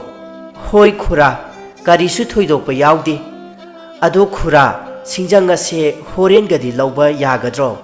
ꯆꯥꯎꯔꯦꯜ ꯅꯣꯛꯇꯨꯅ ꯃꯈꯥ ꯇꯥꯔꯛꯂꯝꯃꯤ, ꯏꯆꯥꯒꯤꯕꯨ ꯀꯔꯤꯒꯤ ꯍꯣꯔꯦꯟ? ꯍꯧꯖꯤꯛ ꯍꯦꯛꯇ ꯂꯣꯏꯁꯤꯜꯂꯒ ꯂꯣꯏꯔꯦ꯫ ꯏꯕꯨꯡꯉꯣ ꯐꯖꯕꯤ, ꯁꯦ ꯅꯆꯟꯒꯤ ꯁꯤꯡꯖꯪ ꯑꯁꯦ ꯑꯃꯨꯛꯇ ꯅꯤꯡꯊꯤꯖꯅ ꯃꯌꯥ ꯐꯦꯡꯕꯤꯈꯣ꯫ ꯏꯕꯦꯝꯃ, ꯅꯕꯨꯡ ꯑꯁꯤꯗ ꯁꯤꯡꯖꯪ ꯑꯗꯨ ꯄꯤꯁꯜꯂꯨ꯫ ꯍꯣꯏ ꯈꯨꯔꯥ꯫ ꯑꯁꯤ ꯍꯥꯏꯗꯨꯅ ꯂꯩꯁꯥꯕꯤ ꯑꯗꯨꯅ ꯁꯤꯡꯖꯪ ꯑꯗꯨ ꯐꯖꯕꯤꯗ ꯄꯤꯁꯜꯂꯝꯃꯤ꯫ ꯐꯖꯕꯤ ꯅꯣꯛꯐꯦꯠ ꯇꯧꯅ ꯁꯤꯡꯖꯪ ꯑꯗꯨ ꯂꯧꯁꯤꯜꯂꯤ꯫ ꯑꯗꯨꯒ ꯃꯍꯥꯛꯅ ꯇꯧꯔꯝꯂꯤꯕ ꯊꯕꯛ ꯑꯗꯨ ꯊꯥꯗꯣꯛꯇꯨꯅ ꯁꯤꯡꯖꯪ ꯑꯗꯨꯒꯤ ꯃꯌꯥ ꯊꯥꯡꯂꯝꯃꯤ꯫ ꯑꯃꯨꯛꯁꯨ ꯂꯣꯟꯅ ꯂꯩꯁꯥꯕꯤ ꯑꯗꯨꯗ ꯐꯖꯕꯤꯅ ꯌꯦꯡꯖꯩ꯫ ꯐꯖꯕꯤꯒꯤ ꯃꯇꯧ ꯑꯗꯨꯗ ꯂꯩꯁꯥꯕꯤ ꯑꯁꯤꯅꯁꯨ ꯑꯗꯨꯃꯛ ꯈꯪꯂꯝꯃꯤ꯫ ꯑꯗꯨꯕꯨ ꯈꯪꯗꯕ ꯁꯥꯁꯤꯟꯅꯗꯨꯅ ꯏꯆꯝ ꯆꯝꯅ ꯈꯟꯗꯣꯛꯂꯝꯃꯤ꯫ ꯉꯥꯏꯍꯥꯛꯀꯤ ꯃꯇꯨꯡꯗ ꯁꯤꯡꯖꯪ ꯑꯗꯨꯒꯤ ꯃꯌꯥ ꯊꯥꯡꯕ ꯂꯣꯏꯔꯗꯨꯅ ꯐꯖꯕꯤꯅ ꯂꯩꯁꯥꯕꯤ ꯑꯗꯨꯗ ꯁꯤꯟꯅꯔꯝꯃꯤ꯫ ꯂꯩꯁꯥꯕꯤ ꯑꯁꯤꯅ ꯅꯣꯛꯐꯦꯠ ꯇꯧꯅ ꯍꯥꯏꯔꯛꯂꯝꯃꯤ, ꯊꯥꯒꯠꯆꯔꯤ꯫ ꯈꯨꯔꯥ, ꯁꯦꯜꯕꯨ ꯀꯌా ꯇꯥꯔꯒꯦ? ꯆꯥꯎꯔꯦꯜ ꯅꯣꯛꯐꯦꯠ ꯇꯧꯅ ꯍꯥꯏꯔꯛꯏ, ꯏꯆꯥꯒꯤꯕꯨ ꯂꯨꯄꯥ ꯀꯌꯥ ꯂꯧꯔꯨꯅꯤ ꯍꯥꯏꯕꯒꯦ?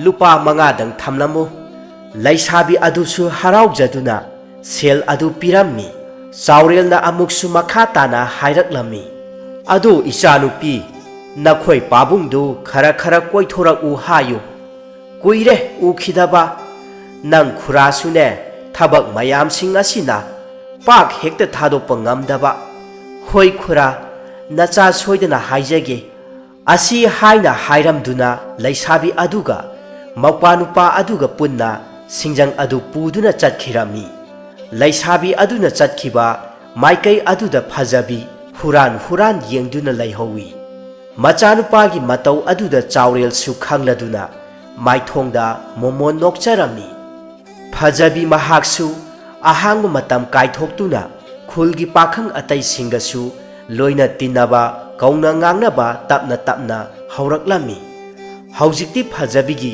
ꯃꯃꯥꯟꯅꯕ ꯈꯔ ꯂꯩꯕ ꯍꯧꯔꯛꯂꯝꯃꯤ꯫ ꯃꯇꯝꯅ ꯑꯁꯨꯝ ꯍꯧꯈꯤꯕꯅ ꯆꯍꯤ ꯈꯨꯗꯤꯡꯒꯤ ꯂꯥꯛꯄ ꯂꯝꯇꯥ ꯊꯥꯒꯤ ꯑꯍꯥꯟꯕ ꯊꯥꯡꯖ ꯅꯨꯃꯤꯠ ꯍꯥꯏꯕꯗꯨ ꯌꯧꯔꯛꯇꯨꯅ ꯉꯁꯤ ꯑꯁꯤ ꯂꯝꯇꯥ ꯊꯥꯒꯤ ꯑꯍꯥꯟꯕ ꯊꯥꯡꯖ ꯅꯨꯃꯤꯠ ꯍꯥꯏꯕꯗꯨ ꯑꯣꯏꯔꯝꯃꯤ꯫ ꯐꯖꯕꯤ ꯃꯃꯥꯟꯅꯕ ꯈꯔꯒ ꯄꯨꯟꯗꯨꯅ ꯑꯆꯧꯕ ꯀꯣꯝ ꯑꯃꯗ ꯉꯥꯄ꯭ꯔꯨꯝ ꯇꯥꯜꯂꯝꯃꯤ꯫ ꯁꯥꯅꯣꯏꯅ ꯐꯖꯕꯤ ꯇꯥꯅꯕ ꯍꯥꯏꯔꯛꯂꯝꯃꯤ, "ꯐꯖꯕꯤ, ꯉꯁꯤꯗꯤ ꯂꯝꯇꯥ ꯊꯥꯒꯤ ꯑꯍꯥꯟꯕ ꯊꯥꯡꯖ ꯅꯨꯃꯤꯠꯅꯤꯅ ꯉꯥꯄ꯭ꯔꯨꯝ ꯃꯆꯨꯝ ꯂꯧꯔꯒꯅꯦ ꯏꯔꯨꯕꯨ ꯍꯦꯛ ꯂꯨꯖꯔꯕ ꯀꯅꯥꯒꯤ ꯁꯔꯣꯏ ꯉꯥꯔꯣꯏ ꯐꯠꯇꯕ ꯂꯥꯏꯒꯅꯦ ꯑꯃꯠꯇ ꯆꯪꯕ ꯉꯝꯕ ꯅꯠꯇꯦꯗꯣ"꯫ ꯐꯖꯕꯤ ꯅꯣꯛꯇꯨꯅ ꯃꯈꯥ ꯇꯥꯔꯛꯂꯝꯃꯤ, "ꯑꯗꯨ ꯇꯥ ꯁꯥꯅꯣꯏ, ꯉꯁꯤꯗꯤ ꯂꯥꯏ ꯅꯨꯃꯤꯠꯅꯤꯅꯅꯦ ꯑꯩꯈꯣꯏ ꯏꯃꯥꯅ ꯑꯃꯝ ꯑꯊꯦꯡꯕꯗ ꯆꯠꯊꯣꯛꯄ ꯌꯥꯗꯦ ꯍꯥꯏꯉꯣ, ꯃꯁꯤꯅ ꯀꯝꯗꯧꯔꯤꯕ ꯖꯥꯠꯅꯣ"꯫ ꯐꯖꯕꯤꯒꯤ ꯃꯔꯨꯞ ꯀꯨꯜꯂꯕꯤꯗꯨꯅ ꯃꯔꯛ ꯊꯠꯅ ꯍꯥꯏꯔꯛꯂꯝꯃꯤ, "ꯏꯇꯥꯎ ꯐꯖꯕꯤ,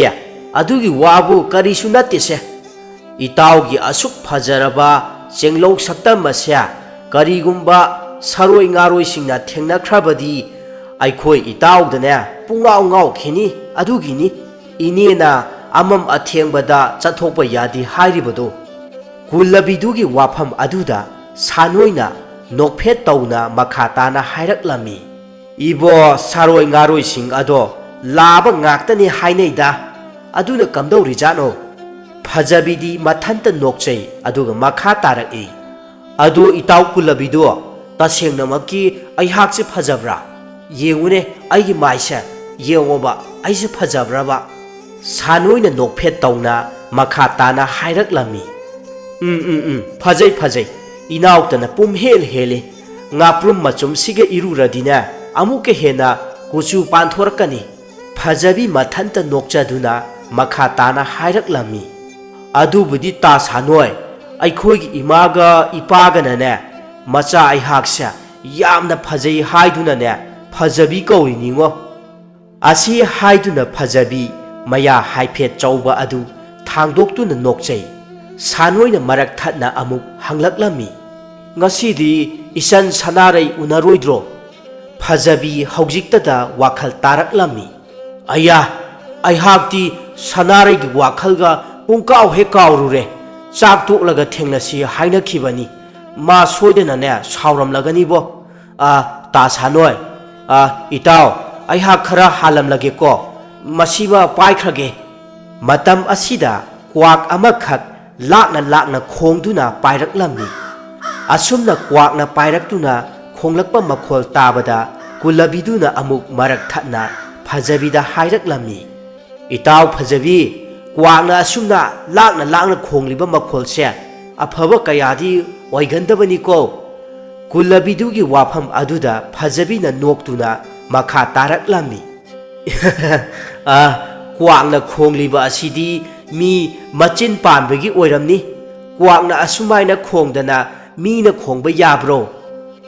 ꯏꯇꯥꯎ ꯑꯩ ꯆꯠꯂꯦ"꯫ ꯑꯁꯤ ꯍꯥꯏꯗꯨꯅ ꯐꯖꯕꯤ ꯉꯥꯄ꯭ꯔꯨꯝ ꯑꯃ ꯇꯥꯞ ꯄꯥꯏꯗꯨꯅ ꯀꯟꯅ ꯆꯦꯟꯈꯤꯔꯝꯃꯤ꯫ ꯁꯥꯅꯣꯏ ꯑꯃꯗꯤ ꯀꯨꯜꯂꯕꯤꯗꯨ ꯐꯖꯕꯤ ꯌꯦꯡꯗꯨꯅ ꯇꯤꯉꯛ ꯇꯤꯉꯛ ꯂꯩꯍꯧꯔꯝꯃꯤ꯫ ꯁꯥꯅꯣꯏꯅ ꯂꯥꯎꯗꯨꯅ ꯁꯣꯜꯍꯧꯔꯝꯃꯤ, "ꯃꯁꯤꯗꯤ ꯂꯧꯕꯨ ꯂꯧꯗ꯭ꯔꯤ, ꯁꯅꯥꯔꯩ ꯁꯅꯥꯔꯩꯗ ꯇꯧ ꯂꯩ"꯫ "ꯍꯣ ꯏꯅꯥꯎ ꯐꯖꯕꯤ, ꯅꯍꯥꯛ ꯅꯨꯡꯁꯤꯕꯗ ꯉꯥꯎꯔꯕ ꯃꯤꯁꯛ ꯑꯃ ꯑꯣꯏꯔꯦꯀꯣ"꯫ ꯇꯁꯦꯡꯅꯃꯛꯀꯤ ꯐꯖꯕꯤ ꯑꯃꯗꯤ ꯁꯅꯥꯔꯩ, ꯃꯈꯣꯏ ꯑꯅꯤ ꯑꯁꯨꯝ ꯇꯠꯇꯅ ꯊꯦꯡꯅꯔꯛꯄ, ꯀꯧꯅ ꯉꯥꯡꯅꯔꯛꯄ ꯇꯧꯔꯛꯂꯝꯃꯤ꯫ ꯐꯖꯕꯤꯒꯤ ꯆꯝꯖꯔꯕ ꯃꯇꯧ ꯑꯁꯤꯗ ꯁꯅꯥꯔꯩꯅ ꯅꯨꯡꯁꯤꯕ ꯐꯥꯎꯔꯛꯂꯝꯃꯤ꯫ ꯐꯖꯕꯤ ꯃꯍꯥꯛꯅꯁꯨ ꯃꯍꯥꯛꯀꯤ ꯄꯨꯟꯁꯤꯗ ꯑꯁꯨꯝꯅ ꯂꯩꯁꯥꯕꯤ ꯑꯃꯠꯇꯒ ꯑꯣꯟꯁꯤꯟꯅꯗꯨꯅ ꯀꯧꯅ ꯉꯥꯡꯅꯕ ꯈꯛ ꯇꯧꯔꯛꯈꯤꯗ꯭ꯔꯤ, ꯃꯍꯥꯛꯀꯤ ꯊꯃꯣꯏꯗꯁꯨ ꯁꯅꯥꯔꯩꯕꯨ ꯑꯄꯥꯝ ꯅꯨꯡꯁꯤꯕ ꯐꯥꯎꯈꯤꯔꯝꯃꯤ꯫ ꯌꯥꯝꯅ ꯅꯣꯛꯅꯤꯡꯕ ꯃꯤꯀꯨꯞ ꯑꯃꯅꯤ꯫ ꯐꯖꯕꯤ ꯃꯍꯥꯛꯅ ꯁꯅꯥꯔꯩꯒ ꯑꯅꯤꯔꯛ ꯁꯨꯕ ꯑꯣꯏꯅ ꯊꯦꯡꯅꯕ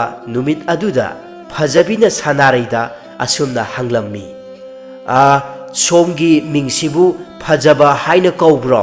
ꯁꯛ ꯌꯥꯝꯅ ꯐꯖꯔꯤꯕ ꯑꯁꯤꯕꯣ"꯫ ꯀꯔꯤꯁꯨ ꯂꯩꯊꯨꯞ ꯂꯩꯀꯣꯏ ꯇꯧꯗꯅ ꯐꯖꯕꯤꯅ ꯍꯪꯂꯛꯂꯤꯕ ꯋꯥꯐꯝ ꯑꯗꯨ ꯇꯥꯕꯗ ꯁꯅꯥꯔꯩ ꯈꯪꯍꯧꯗꯦ ꯁꯤꯊ ꯁꯤꯊ ꯅꯣꯛꯆꯔꯝꯃꯤ꯫ ꯁꯅꯥꯔꯩꯅ ꯑꯗꯨꯝꯅ ꯅꯣꯛꯄ ꯎꯕꯗ ꯐꯖꯕꯤ ꯃꯍꯥꯛꯇꯤ ꯌꯥꯝꯅ ꯉꯛꯅ ꯑꯃꯗꯤ ꯁꯅꯥꯔꯩꯗ ꯃꯨꯟꯅ ꯌꯦꯡꯖꯔꯝꯃꯤ꯫ Sanarayna amuk nokphe tawduna makha taraklami. Ta phajabi aihaki mingdi phajaba kawdiye Sanaray haina kawe. Phajabi yamna ngakna hairaki.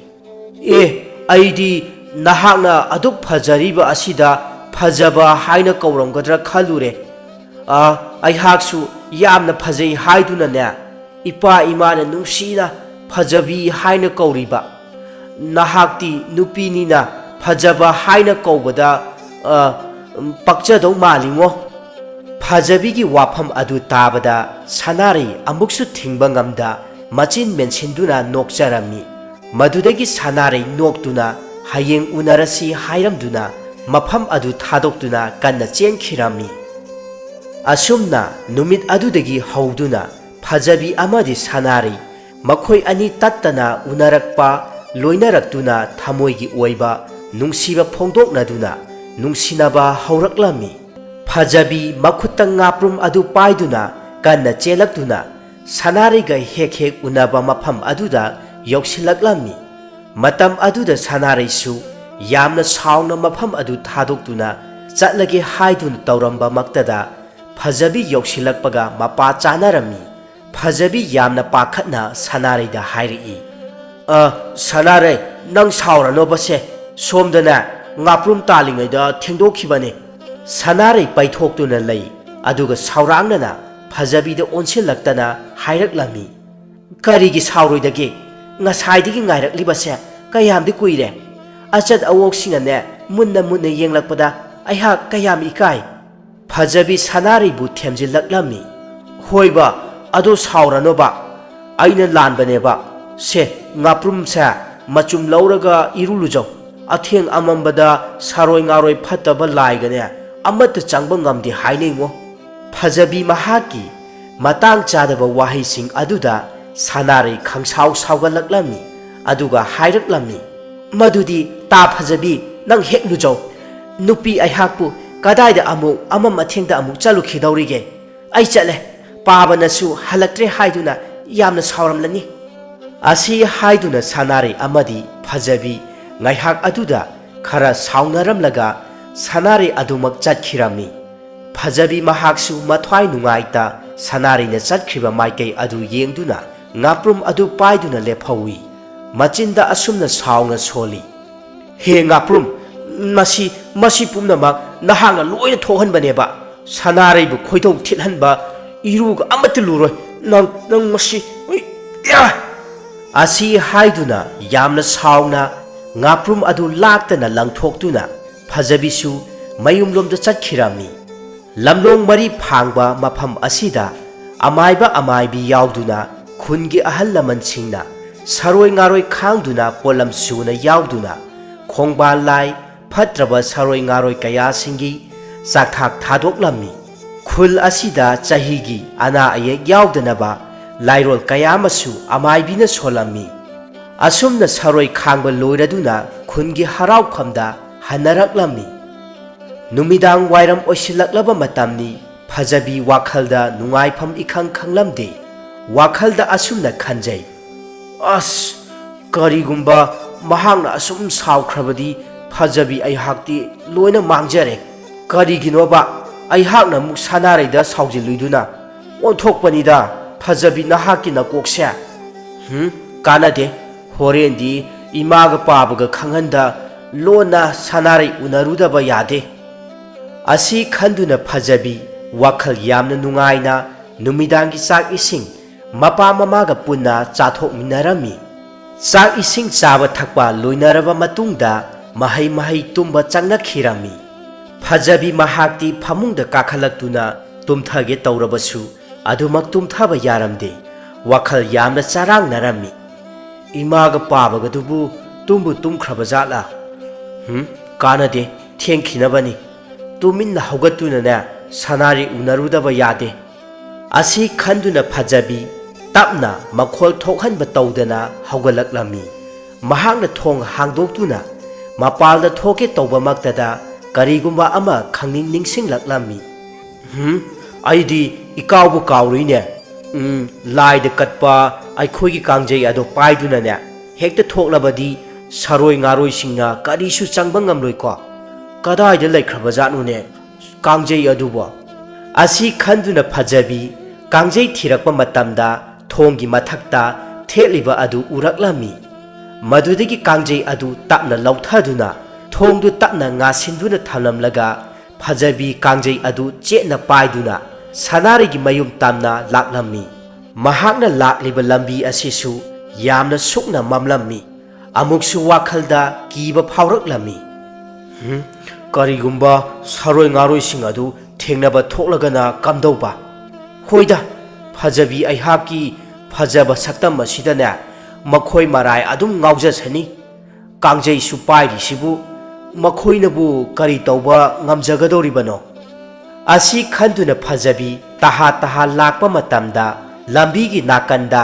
tin kang harau sina khongbagi makhol sing adu tabada amuksu pakhatpa phawraklami is sidi kanade ta sanoibu amukta haurukhige ithanta chatpasa sum kisalakle aidi ngasai saurini na ngaprumgi machum lauraga irusulu jahaude phajabi panthada sanoigi mayumda prap chelaktuna sanoibu haudoklammi ta sanoi tabro aine phajabi ne ba se amukta haugalo thong se amukta hangdu ta sanoi asi haiduna thong thinduna phajabina kaurakpadu tabada tumtharuraba sanoi tapna haugalaklammi wakhalda amuksu jingnaba poklaklammi korino mapalomda kauriba asibo tasengna maki inaw phajabibu oiribra aihakpu thoksira thokloisira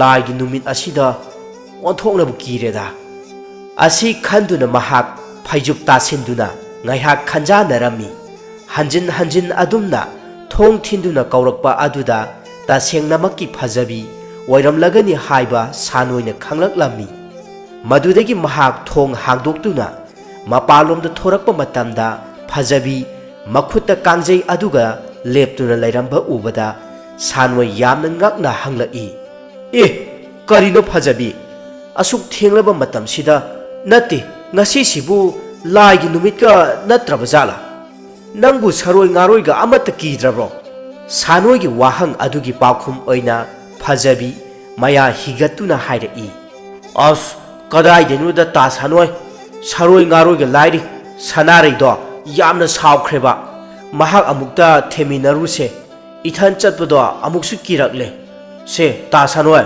amukta chapminaruse ba phajabi mahaki wafam aduda sanoi noktuna dum hairaklammi is ibo adu kiriduna su isan sanareibu themusiga hairi nati hayeng nongalaga phajana unaba yadabro laigi numisidabu mathong lai machadibo adugi su mathakta nupi mahakpu matau karamna unagadoribano as ta sanoi sum ngang leranoba tu kangjei yauribasidi lao amukta chapminaruseba phajabi ningaina kanba henman khibana sanoi pambai leita adumak chatpa tarami phajabi amadi sanoi makhoi animak sanarigi mayum tamna laklammi makhoi anina asum lakliba mafam asi lamlong mari phangba maikei adu phawraga chatkedaba lambi oirami sanoina kirap tawna phajabida hairaklammi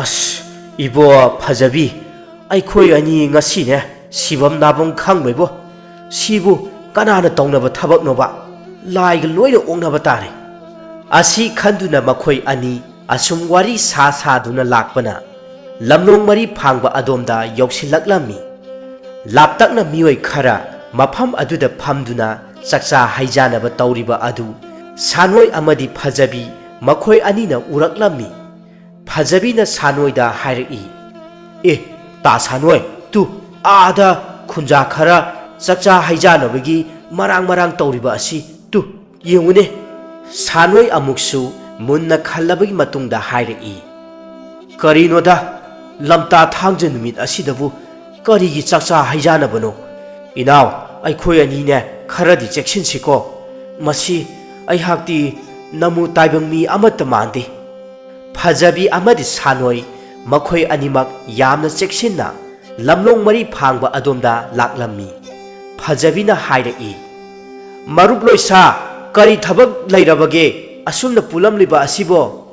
ꯇꯥ ꯁꯥꯅꯣꯏ, ꯉꯥꯏꯍꯥꯛꯇ ꯆꯪꯂꯝꯁꯤ ꯂꯥꯎꯅꯦ꯫ ꯑꯁꯤ ꯍꯥꯏꯗꯨꯅ ꯁꯥꯅꯣꯏ ꯑꯃꯗꯤ ꯐꯖꯕꯤ ꯃꯈꯣꯏ ꯑꯅꯤꯃꯛ ꯇꯞꯅ ꯐꯝꯊꯔꯛꯂꯝꯃꯤ꯫ ꯃꯌꯥꯝꯁꯤꯡ ꯑꯗꯨꯁꯨ ꯃꯔꯥꯡ ꯃꯥꯒꯤ ꯆꯥꯛꯂꯨꯛꯂꯥ ꯊꯥꯅꯔꯝꯃꯤ꯫ ꯃꯇꯝ ꯑꯁꯤꯗ ꯐꯖꯕꯤ ꯑꯃꯗꯤ ꯁꯥꯅꯣꯏ ꯃꯈꯣꯏ ꯑꯅꯤꯒꯤꯁꯨ ꯆꯥꯛꯂꯨꯛꯂꯥ ꯁꯔꯨꯛ ꯊꯨꯡꯂꯝꯃꯤ꯫ ꯑꯁꯨꯝ ꯌꯦꯜꯂꯛꯄ ꯃꯇꯝꯗ ꯁꯥꯅꯣꯏ ꯑꯃꯗꯤ ꯐꯖꯕꯤ ꯃꯈꯣꯏ ꯑꯅꯤꯒꯤ ꯆꯥꯛꯂꯨꯛꯇ ꯃꯤꯑꯣꯏꯕꯒꯤ ꯃꯈꯨꯠ ꯈꯨꯖꯤꯟ ꯌꯥꯎꯕ ꯑꯃꯒ ꯈꯣꯡꯁꯥꯒꯤ ꯁꯔꯨꯛꯀ ꯑꯃꯃꯝ ꯊꯨꯡꯂꯝꯃꯤ꯫ ꯃꯇꯝ ꯑꯁꯤꯗ ꯁꯥꯅꯣꯏ ꯑꯃꯗꯤ ꯐꯖꯕꯤ ꯋꯥꯈꯜ ꯈꯪꯇꯥ ꯇꯥꯔꯛꯂꯝꯃꯤ꯫ ꯉꯁꯥꯏ ꯃꯈꯩ ꯃꯈꯣꯏꯅ ꯈꯜꯂꯨꯔꯤꯕ ꯑꯗꯨ ꯈꯨꯜ ꯑꯁꯤꯒꯤ ꯃꯤꯑꯣꯏ ꯑꯣꯏꯔꯝꯒꯗ꯭ꯔꯥ ꯍꯥꯏꯕꯗꯨꯗꯤ ꯑꯃꯠꯇ ꯑꯣꯏꯔꯝꯗ꯭ꯔꯦ, ꯁꯥꯔꯣꯏ ꯉꯥꯔꯣꯏꯁꯤꯡ ꯑꯣꯏꯗꯨꯅ ꯂꯩꯔꯝꯃꯤ꯫ ꯁꯥꯅꯣꯏꯅ ꯐꯖꯕꯤꯗ ꯇꯞꯅ ꯆꯤꯔꯣꯜ ꯇꯧꯗꯨꯅ ꯍꯥꯏꯔꯛꯏ, ꯏꯅꯥꯎ ꯐꯖꯕꯤ, ꯃꯈꯣꯏ ꯑꯁꯤꯗꯤ ꯅꯃꯨ ꯇꯥꯏꯕꯪ ꯃꯤ ꯑꯃꯠꯇ ꯅꯠꯇ꯭ꯔꯦꯅꯦꯍꯦ꯫ ꯁꯥꯔꯣꯏ ꯉꯥꯔꯣꯏꯁꯤꯡ ꯉꯥꯛꯇꯅꯤ ꯑꯩꯈꯣꯏꯅꯤ ꯀꯝꯗꯧꯅꯤ ꯇꯧꯔꯤꯕꯁꯤꯗꯤ꯫ ꯐꯖꯕꯤꯁꯨ ꯄꯥꯈꯠꯅ ꯁꯥꯅꯣꯏꯗ ꯇꯞꯅ ꯆꯤꯔꯣꯜ ꯇꯧꯔꯛꯂꯝꯃꯤ꯫ ꯍꯥꯏꯒꯨꯝꯗꯅ ꯇꯥ ꯁꯥꯅꯣꯏ, ꯃꯁꯤꯗꯤ ꯍꯦꯟꯖꯨ ꯅꯍꯥꯒꯤ ꯁꯥꯔꯣꯏ ꯉꯥꯔꯣꯏꯁꯤꯡ ꯑꯗꯨ ꯑꯣꯏꯔꯕ ꯃꯥꯜꯂꯦ꯫ ꯁꯥꯅꯣꯏꯁꯨ ꯄꯥꯈꯠꯂꯞꯅ ꯍꯥꯏꯔꯛꯏ, ꯁꯣꯏꯗ꯭ꯔꯦ, ꯑꯗꯨꯉꯩ ꯊꯥꯏꯅ ꯃꯇꯝꯗ ꯍꯦꯟꯖꯨ ꯅꯍꯥ ꯃꯍꯥꯛꯅ ꯃꯁꯥꯅꯧ ꯂꯥꯏꯔꯧ ꯂꯦꯝꯕꯤꯒꯤꯗꯃꯛꯇ ꯁꯥꯔꯣꯏ ꯉꯥꯔꯣꯏꯁꯤꯡꯒꯤ ꯃꯈꯨꯠꯇ ꯌꯥꯏꯕꯤ ꯊꯋꯥꯏ ꯃꯥꯡꯈꯤꯕꯗꯣ꯫ ꯏꯕꯣ ꯐꯖꯕꯤ, ꯁꯅꯥꯔꯩꯒꯤ ꯍꯥꯛꯇꯛꯇ ꯅꯌꯥꯝꯕ ꯑꯩꯍꯥꯛꯁꯨ ꯌꯥꯎꯅꯅꯦ ꯊꯋꯥꯏ ꯃꯥꯡꯕ ꯌꯥꯎꯒꯗꯧꯔꯤꯕ꯭ꯔꯥ?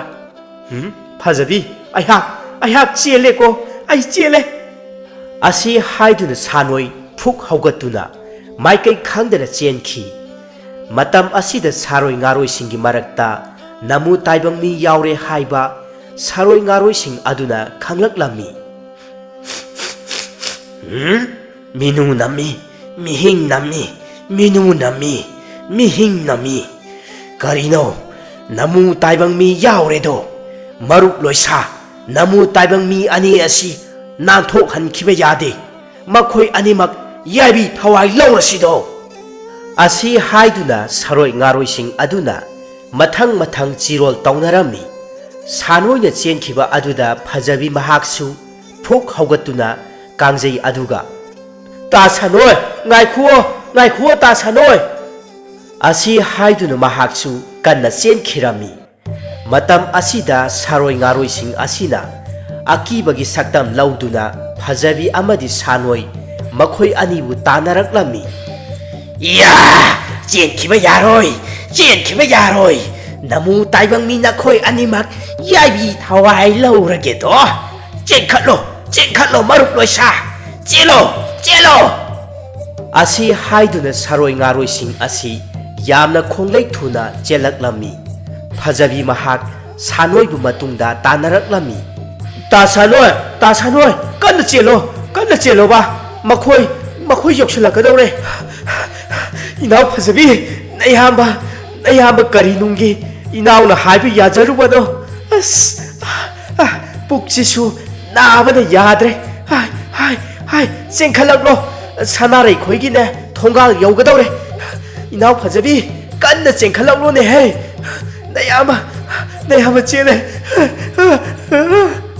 ꯃꯈꯣꯏ ꯑꯅꯤꯁꯨ ꯍꯧ ꯊꯥꯗꯨꯅ ꯀꯟꯅ ꯆꯦꯜꯂꯛꯂꯝꯃꯤ꯫ ꯃꯈꯣꯏ ꯑꯅꯤꯒꯤ ꯃꯇꯨꯡꯗ ꯁꯥꯔꯣꯏ ꯉꯥꯔꯣꯏꯁꯤꯡ ꯑꯗꯨꯅ ꯍꯧ ꯂꯥꯎꯗꯨꯅ ꯑꯀꯤꯕꯒꯤ ꯃꯁꯛꯇ ꯇꯥꯟꯅꯔꯛꯂꯝꯃꯤ꯫ ꯐꯖꯕꯤ ꯃꯍꯥꯛꯁꯨ ꯀꯥꯡꯖꯩ ꯑꯗꯨꯅ ꯃꯈꯨꯠꯇ ꯌꯥꯝꯅ ꯆꯦꯛꯁꯤꯟꯅ ꯄꯥꯏꯗꯨꯅ ꯍꯥꯏꯗꯨꯅ ꯆꯦꯜꯂꯛꯂꯝꯃꯤ꯫ ꯃꯈꯣꯏ ꯑꯅꯤꯅ ꯑꯁꯨꯝ ꯆꯦꯜꯂꯛꯄ ꯃꯇꯝꯗ ꯁꯅꯥꯔꯩ ꯈꯣꯏꯒꯤ ꯊꯣꯡꯒꯥꯜ ꯇꯝꯅ ꯆꯦꯟꯁꯤꯜꯂꯛꯂꯝꯃꯤ꯫ ꯁꯥꯔꯣꯏ ꯉꯥꯔꯣꯏꯁꯤꯡ ꯑꯗꯨꯅ ꯐꯖꯕꯤ ꯑꯃꯗꯤ ꯁꯥꯅꯣꯏ ꯃꯈꯣꯏ ꯑꯅꯤꯕꯨ ꯐꯪꯒꯗꯕ ꯈꯖꯤꯛꯇꯃꯛ ꯉꯥꯏꯔꯕ ꯃꯇꯝ ꯑꯗꯨꯗ ꯐꯖꯕꯤꯅ ꯄꯥꯏꯔꯛꯄ ꯀꯥꯡꯖꯩ ꯑꯗꯨꯅ ꯑꯃꯨꯛꯇꯪ ꯍꯥꯏꯔꯛꯄ ꯃꯇꯝꯗ ꯁꯥꯔꯣꯏ ꯉꯥꯔꯣꯏꯁꯤꯡꯗ ꯄꯥꯜꯂꯝꯃꯤ꯫ ꯀꯥꯡꯖꯩꯅ ꯄꯥꯟꯕ ꯃꯇꯝꯗ ꯁꯥꯔꯣꯏ ꯉꯥꯔꯣꯏꯁꯤꯡ ꯃꯈꯣꯡ ꯇꯦꯛꯄ ꯌꯥꯎ, ꯃꯈꯨꯠ ꯇꯦꯛꯄ ꯌꯥꯎ, ꯃꯀꯣꯛ ꯀꯥꯏꯕ ꯌꯥꯎ, ꯐꯤꯕꯝ ꯌꯥꯝꯅ ꯊꯤꯅ ꯁꯣꯛꯅꯔꯝꯃꯤ꯫ ꯁꯥꯔꯣꯏ ꯑꯃꯅ ꯂꯥꯎꯗꯨꯅ ꯍꯥꯏꯔꯛꯏ,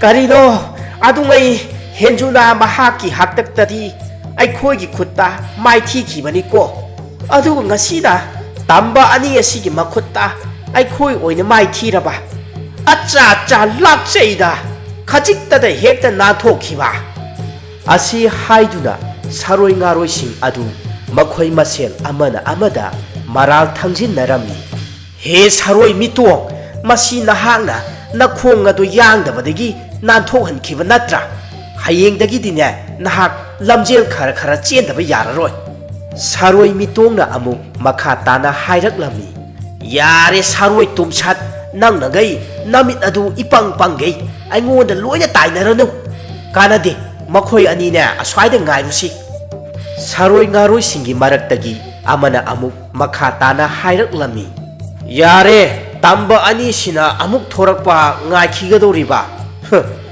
ꯑꯗꯨꯗꯤꯅꯦ ꯅꯃꯪꯗ ꯐꯥꯎꯕ ꯃꯪꯂꯨꯔꯅꯨ ꯂꯥꯎ ꯆꯠꯂꯁꯤ ꯇꯨꯝꯅꯤꯡꯕꯅꯅꯦ ꯌꯥꯗ꯭ꯔꯦ ꯑꯁꯤ ꯍꯥꯏꯗꯨꯅ ꯁꯥꯔꯣꯏ ꯑꯗꯨ ꯍꯀꯥꯝ ꯋꯥ ꯋꯥ ꯆꯟꯗꯨꯅ ꯊꯣꯛꯈꯤꯔꯝꯃꯤ ꯃꯗꯨꯗꯒꯤ ꯑꯇꯩ ꯁꯥꯔꯣꯏ ꯉꯥꯔꯣꯏꯁꯤꯡ ꯑꯗꯨꯁꯨ ꯃꯐꯝ ꯑꯗꯨꯗꯒꯤ ꯃꯥꯡꯈꯤꯔꯝꯃꯤ ꯐꯖꯕꯤ ꯃꯍꯥꯛꯄꯨ ꯁꯥꯟꯅꯣꯏꯅ ꯌꯥꯝꯅ ꯊꯥꯒꯠꯄꯤꯔꯝꯃꯤ ꯏꯁ ꯏꯅꯥꯎ ꯐꯖꯕꯤ ꯅꯍꯥꯛꯇꯤ ꯑꯔꯥꯏꯕ ꯃꯤꯑꯣꯏ ꯑꯣꯏꯔꯝꯗ꯭ꯔꯦꯗꯅ ꯁꯥꯔꯣꯏ ꯉꯥꯔꯣꯏꯁꯤꯡꯕꯨ ꯃꯥꯏꯊꯤꯕ ꯄꯤꯕ ꯉꯝꯕ ꯏꯅꯥꯎꯇꯅꯤꯍꯦ ꯏꯅꯥꯎ ꯅꯍꯥꯛꯅ ꯁꯥꯔꯣꯏ ꯉꯥꯔꯣꯏꯁꯤꯡꯕꯨ ꯃꯥꯏꯊꯤꯕ ꯄꯤꯈꯤꯕꯗꯒꯤ ꯃꯩꯇꯩ ꯑꯩꯈꯣꯏꯒꯤ ꯑꯁꯤꯒꯨꯝꯂꯕ ꯆꯥꯔꯣꯟ ꯁꯨꯊꯥꯡ ꯀꯌꯥꯗꯒꯤ ꯂꯤꯁꯥꯡ ꯁꯤꯠꯅ ꯆꯠꯊꯗꯨꯅ ꯂꯥꯛꯂꯤꯕ ꯂꯝꯇꯥ ꯊꯥꯡꯖꯒꯤ ꯁꯥꯔꯣꯏ ꯈꯥꯡꯕ ꯊꯧꯔꯝ ꯑꯁꯦ ꯄꯨꯡꯂꯦꯞ ꯂꯦꯞꯈꯤꯗꯧꯕ ꯃꯥꯜꯂꯤꯀꯣ ꯑꯁꯤ ꯍꯥꯏꯗꯨꯅ ꯑꯃꯨꯛꯁꯨ ꯐꯥꯒꯤ ꯇꯥꯊꯣꯛꯂꯝꯃꯤ ꯐꯖꯕꯤꯁꯨ ꯅꯣꯛꯆꯔꯝꯃꯤ ꯐꯖꯕꯤꯅ ꯁꯅꯥꯔꯩꯕꯨ ꯊꯣꯡ ꯊꯤꯟꯗꯨꯅ ꯀꯧꯊꯣꯛꯄ ꯃꯇꯝꯗ ꯁꯅꯥꯔꯩꯒ ꯂꯣꯏꯅꯅ ꯁꯅꯥꯔꯩꯒꯤ ꯑꯄꯣꯛꯄ ꯑꯄꯣꯛꯄꯤ ꯃꯈꯣꯏ ꯑꯍꯨꯝ ꯄꯨꯟꯅ ꯃꯄꯥꯟꯂꯥꯡꯗ ꯊꯣꯔꯛꯂꯝꯃꯤ ꯐꯖꯕꯤꯅ ꯇꯧꯔꯛꯂꯤꯕ ꯃꯇꯧ ꯑꯁꯤꯗ ꯃꯌꯥꯝꯗꯨ ꯄꯨꯡꯉꯛ ꯉꯛꯂꯝꯃꯤ ꯐꯖꯕꯤ ꯑꯃꯗꯤ ꯁꯥꯟꯅꯣꯏ ꯃꯈꯣꯏ ꯑꯅꯤꯅ ꯊꯦꯡꯅꯈꯤꯕ ꯋꯥꯔꯤ ꯄꯨꯝꯕꯁꯨ ꯂꯤꯗꯨꯅ ꯈꯪꯍꯜꯂꯝꯃꯤ ꯐꯖꯕꯤꯒꯤ ꯑꯁꯤꯒꯨꯝꯂꯕ ꯃꯇꯧ ꯑꯁꯤꯗ ꯁꯅꯥꯔꯩ ꯃꯍꯥꯛꯅ ꯁꯥꯎꯔꯝꯕꯒ ꯄꯨꯡꯐ ꯐꯈꯤꯗꯨꯅ ꯐꯖꯕꯤꯕꯨ ꯍꯦꯟꯅ ꯍꯦꯟꯅ ꯅꯨꯡꯁꯤꯕ ꯐꯥꯎꯔꯝꯃꯤ ꯁꯅꯥꯔꯩꯒꯤ ꯑꯄꯣꯛꯄ ꯏꯕꯣꯍꯜꯅ ꯐꯖꯕꯤ ꯑꯃꯗꯤ ꯁꯥꯟꯅꯣꯏ ꯌꯦꯡꯗꯨꯅ ꯍꯥꯏꯔꯛꯏ ꯐꯔꯦ ꯐꯔꯦ ꯅꯨꯄꯥ ꯃꯆꯥ ꯅꯈꯣꯏ ꯑꯅꯤꯃꯛ ꯌꯨꯝ ꯑꯁꯤꯗꯒꯤ ꯑꯃꯨꯛ ꯊꯣꯛꯈꯤꯕꯗ ꯈꯨꯗꯣꯡ ꯆꯥꯔꯔꯣꯏ ꯑꯗꯨꯅꯅꯦ ꯉꯁꯤꯒꯤ ꯑꯍꯤꯡꯁꯤꯃꯗꯤ ꯏꯄꯥꯒꯤꯁꯤꯗ ꯌꯥꯔꯦꯛꯂꯣꯀꯣ ꯍꯌꯦꯡ ꯅꯣꯡꯉꯥꯜꯂꯒ ꯆꯠꯂꯣꯀꯣ ꯏꯕꯣꯍꯜꯒꯤ ꯋꯥꯐꯝ ꯑꯁꯤ ꯇꯥꯕꯗ ꯐꯖꯕꯤ ꯃꯥꯏꯊꯣꯡꯗ ꯅꯣꯛꯐꯦꯠ ꯇꯧꯖꯩ ꯑꯗꯨꯒ ꯁꯅꯥꯔꯩꯗꯁꯨ ꯂꯣꯟꯅ ꯂꯣꯟꯅ ꯌꯦꯡꯖꯩ ꯑꯍꯤꯡ ꯑꯁꯤꯃ ꯁꯥꯟꯅꯣꯏ ꯑꯃꯗꯤ ꯐꯖꯕꯤ ꯃꯈꯣꯏ ꯑꯅꯤꯒꯤ ꯇꯨꯝꯐꯝ ꯁꯦꯝꯕꯤꯔꯗꯨꯅ ꯄꯣꯊꯥꯅꯔꯝꯃꯤ ꯅꯣꯡ ꯍꯦꯛ ꯉꯥꯟꯕꯒ ꯁꯥꯟꯅꯣꯏ ꯐꯖꯕꯤ ꯑꯃꯗꯤ ꯏꯕꯣꯍꯜ ꯃꯈꯣꯏ ꯑꯍꯨꯝ ꯐꯖꯕꯤꯒꯤ ꯃꯌꯨꯝꯗ ꯂꯥꯛꯇꯨꯅ ꯐꯖꯕꯤꯒꯤ ꯃꯃꯥ ꯃꯄꯥ ꯑꯅꯤꯗ ꯉꯔꯥꯡ ꯑꯍꯤꯡ ꯊꯣꯛꯈꯤꯕ ꯊꯧꯗꯣꯛꯁꯤꯡ ꯑꯗꯨꯒꯤ ꯋꯥꯔꯤ ꯂꯤꯗꯨꯅ ꯋꯥꯈꯜ ꯇꯥꯍꯜꯂꯝꯃꯤ ꯐꯖꯕꯤ ꯃꯍꯥꯛꯀꯤ ꯀꯥꯗ ꯂꯩꯔꯝꯗꯕ ꯑꯗꯨꯗ ꯃꯃꯥ ꯃꯄꯥ ꯑꯅꯤꯅ ꯅꯤꯡꯁꯥ ꯌꯥꯝꯅ ꯊꯤꯔꯝꯕ ꯑꯗꯨꯁꯨ ꯐꯔꯝꯃꯤ ꯈꯨꯗꯣꯡꯊꯤꯕ ꯌꯥꯍꯧꯗꯕ ꯑꯁꯤꯅ ꯈ꯭ꯋꯥꯏꯗꯒꯤ ꯂꯥꯏꯕꯛ ꯐꯕ ꯍꯥꯏꯕꯗꯨ ꯑꯣꯏꯔꯝꯃꯤ ꯐꯖꯕꯤ ꯑꯃꯗꯤ ꯁꯅꯥꯔꯩ ꯃꯈꯣꯏ ꯑꯅꯤꯁꯨ ꯊꯃꯣꯏ ꯊꯃꯣꯏ ꯇꯤꯟꯅꯅ ꯅꯨꯡꯁꯤꯅꯖꯩ ꯍꯥꯏꯕꯗꯨ ꯈꯪꯅꯔꯕꯗ ꯆꯥꯎꯔꯦꯜꯅ ꯏꯕꯣꯍꯜꯒꯤ ꯃꯐꯝꯗ ꯑꯁꯨꯝꯅ ꯋꯥ ꯑꯃ ꯍꯧꯗꯣꯔꯛꯂꯝꯃꯤ ꯇꯥꯗ ꯏꯕꯣꯍꯜ ꯅꯅꯥꯎꯅ ꯍꯧꯗꯣꯛꯆꯒꯗꯧꯔꯤꯕ ꯋꯥꯐꯝ ꯑꯁꯦ ꯂꯥꯟꯅꯗꯤ ꯈꯟꯕꯤꯒꯅꯨꯀꯣ ꯏꯆꯥꯅꯨꯄꯥ ꯐꯖꯕꯤ ꯑꯃꯗꯤ ꯏꯕꯦꯝꯃ ꯁꯅꯥꯔꯩ ꯃꯈꯣꯏ ꯃꯁꯦꯜ ꯄꯥꯈꯪ ꯂꯩꯁꯥꯕꯤꯒꯤ ꯍꯧꯅꯕ ꯅꯨꯡꯁꯤꯅꯖꯩ ꯇꯥꯕꯗ ꯏꯕꯦꯝꯃ ꯁꯅꯥꯔꯩꯕꯨ ꯏꯃꯧ ꯑꯣꯏꯖꯔꯒꯦ ꯍꯥꯏꯕꯕꯨ ꯋꯥꯐꯝ ꯑꯗꯨ ꯇꯥꯕꯗ ꯏꯕꯣꯍꯜꯁꯨ ꯑꯗꯨꯃꯛ ꯌꯥꯔꯝꯃꯤ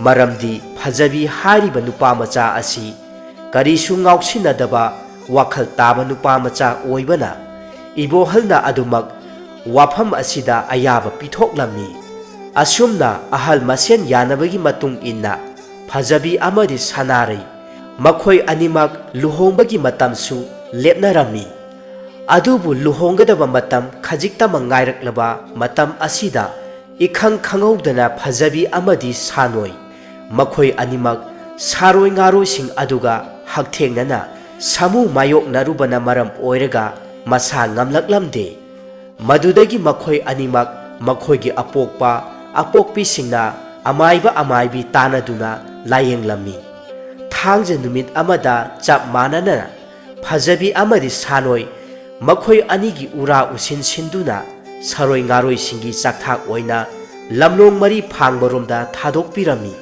ꯍꯥꯏꯔꯤꯕ ꯅꯨꯃꯤꯠ ꯑꯁꯤꯒꯤ ꯑꯊꯦꯡꯕ ꯑꯍꯤꯡꯗ ꯁꯥꯔꯣꯏ ꯉꯥꯔꯣꯏꯁꯤꯡꯅ ꯈꯨꯟꯗꯤꯟꯅꯗꯨꯅ ꯃꯈꯣꯏꯒꯤ ꯆꯥꯛꯊꯥꯛꯁꯤꯡ ꯑꯗꯨ ꯆꯤꯟꯗꯝꯂꯝꯃꯤ꯫ ꯁꯥꯔꯣꯏ ꯑꯃꯅ ꯑꯁꯨꯝꯅ ꯍꯥꯏꯔꯛꯂꯝꯃꯤ, ꯃꯗꯨꯒꯤ ꯅꯨꯄꯥ ꯃꯆꯥ ꯑꯅꯤꯗꯣ ꯂꯦꯝꯅ ꯍꯦꯛ ꯃꯥꯡꯉꯤꯗ꯫ ꯁꯥꯔꯣꯏ ꯉꯥꯔꯣꯏ ꯑꯩꯈꯣꯏꯅ ꯄꯥꯝꯕꯗꯤ ꯇꯒꯠ ꯇꯒꯠ ꯇꯦꯛꯄ ꯃꯈꯣꯏꯒꯨꯝꯕꯅꯤꯗꯣ꯫ ꯁꯥꯔꯣꯏ ꯃꯤꯇꯣꯡꯅ ꯃꯔꯛ ꯊꯠꯅ ꯍꯥꯏꯔꯛꯂꯝꯃꯤ, ꯌꯥꯔꯦ ꯁꯥꯔꯣꯏ ꯇꯨꯝꯁꯠ, ꯅꯍꯥꯛꯅ ꯄꯥꯝꯕꯗꯤ ꯍꯅꯨ ꯍꯟꯊꯤ ꯉꯥꯛꯇ ꯑꯣꯏꯔꯒ, ꯑꯗꯨꯁꯨ ꯃꯁꯥꯒ ꯁꯔꯨ ꯄꯣꯜꯍꯥꯡ ꯉꯥꯛꯇ ꯉꯥꯏꯔꯕ ꯃꯌꯥꯡ ꯌꯥꯝꯅ ꯀꯪꯕꯗꯣ꯫ ꯁꯝꯅ ꯍꯥꯏꯔꯕꯗ ꯇꯨ ꯃꯈꯥꯔꯣꯝꯒꯤ ꯍꯅꯨꯕꯤ ꯑꯃ ꯂꯩꯕꯗꯥꯏ, ꯃꯗꯨ ꯄꯥꯛꯅꯁꯨ ꯁꯤꯒꯟꯗꯦꯅꯦ, ꯁꯤꯒꯟꯗꯕꯤ ꯍꯅꯨꯕꯤ ꯑꯣꯏꯅ ꯇꯧꯔꯗꯅ꯫ ꯑꯁꯤ ꯍꯥꯏꯗꯨꯅ ꯁꯥꯔꯣꯏ ꯉꯥꯔꯣꯏꯁꯤꯡ ꯑꯗꯨ ꯍꯧꯅ ꯍꯧꯅ ꯅꯣꯛꯂꯝꯃꯤ꯫ ꯑꯁꯨꯝꯅ ꯁꯥꯔꯣꯏ ꯉꯥꯔꯣꯏꯁꯤꯡ ꯑꯗꯨꯒꯤ ꯆꯥꯛꯊꯥꯛ ꯊꯥꯗꯨꯅ ꯂꯩꯇꯥꯏꯅꯔꯕ ꯃꯇꯨꯡꯗ ꯐꯖꯕꯤ ꯑꯃꯗꯤ ꯁꯥꯅꯣꯏ ꯃꯈꯣꯏ ꯑꯅꯤꯁꯨ ꯂꯥꯏ ꯑꯣꯛꯅꯔꯝꯕ ꯑꯗꯨ ꯄꯨꯡꯐ ꯐꯈꯤꯔꯝꯃꯤ꯫ ꯐꯖꯕꯤ ꯑꯃꯗꯤ ꯁꯅꯥꯔꯩ ꯃꯈꯣꯏ ꯑꯅꯤꯁꯨ ꯄꯨꯟꯁꯤ ꯂꯩꯄꯨꯟ ꯁꯦꯝꯗꯨꯅ ꯅꯨꯡꯉꯥꯏ ꯌꯥꯏꯐꯅ ꯄꯥꯟꯈꯤꯔꯝꯃꯤ꯫ ꯃꯇꯥꯡ ꯑꯁꯤꯗ ꯉꯁꯤꯒꯤ ꯋꯥꯔꯤ ꯑꯁꯤ ꯂꯣꯏꯁꯤꯟꯖꯔꯦ꯫ ꯃꯇꯨꯡ ꯇꯥꯔꯛꯄꯗꯁꯨ ꯆꯦꯅꯦꯜ ꯑꯁꯤꯅ ꯃꯤꯌꯥꯝꯒꯤꯗꯃꯛꯇ ꯂꯦꯞꯄ ꯂꯩꯇꯅ ꯋꯥꯔꯤ ꯀꯌꯥ ꯑꯃ ꯄꯨꯗꯨꯅ ꯂꯥꯛꯄ ꯉꯝꯕ ꯑꯣꯏꯖꯒꯦ꯫ ꯃꯌꯥꯝ ꯄꯨꯝꯅꯃꯛꯄꯨ ꯆꯦꯅꯦꯜ ꯑꯁꯤꯒꯤ ꯃꯥꯏꯀꯩꯗꯒꯤ ꯍꯟꯅ ꯍꯟꯅ ꯊꯥꯒꯠꯄ ꯐꯣꯡꯗꯣꯛꯆꯔꯤ꯫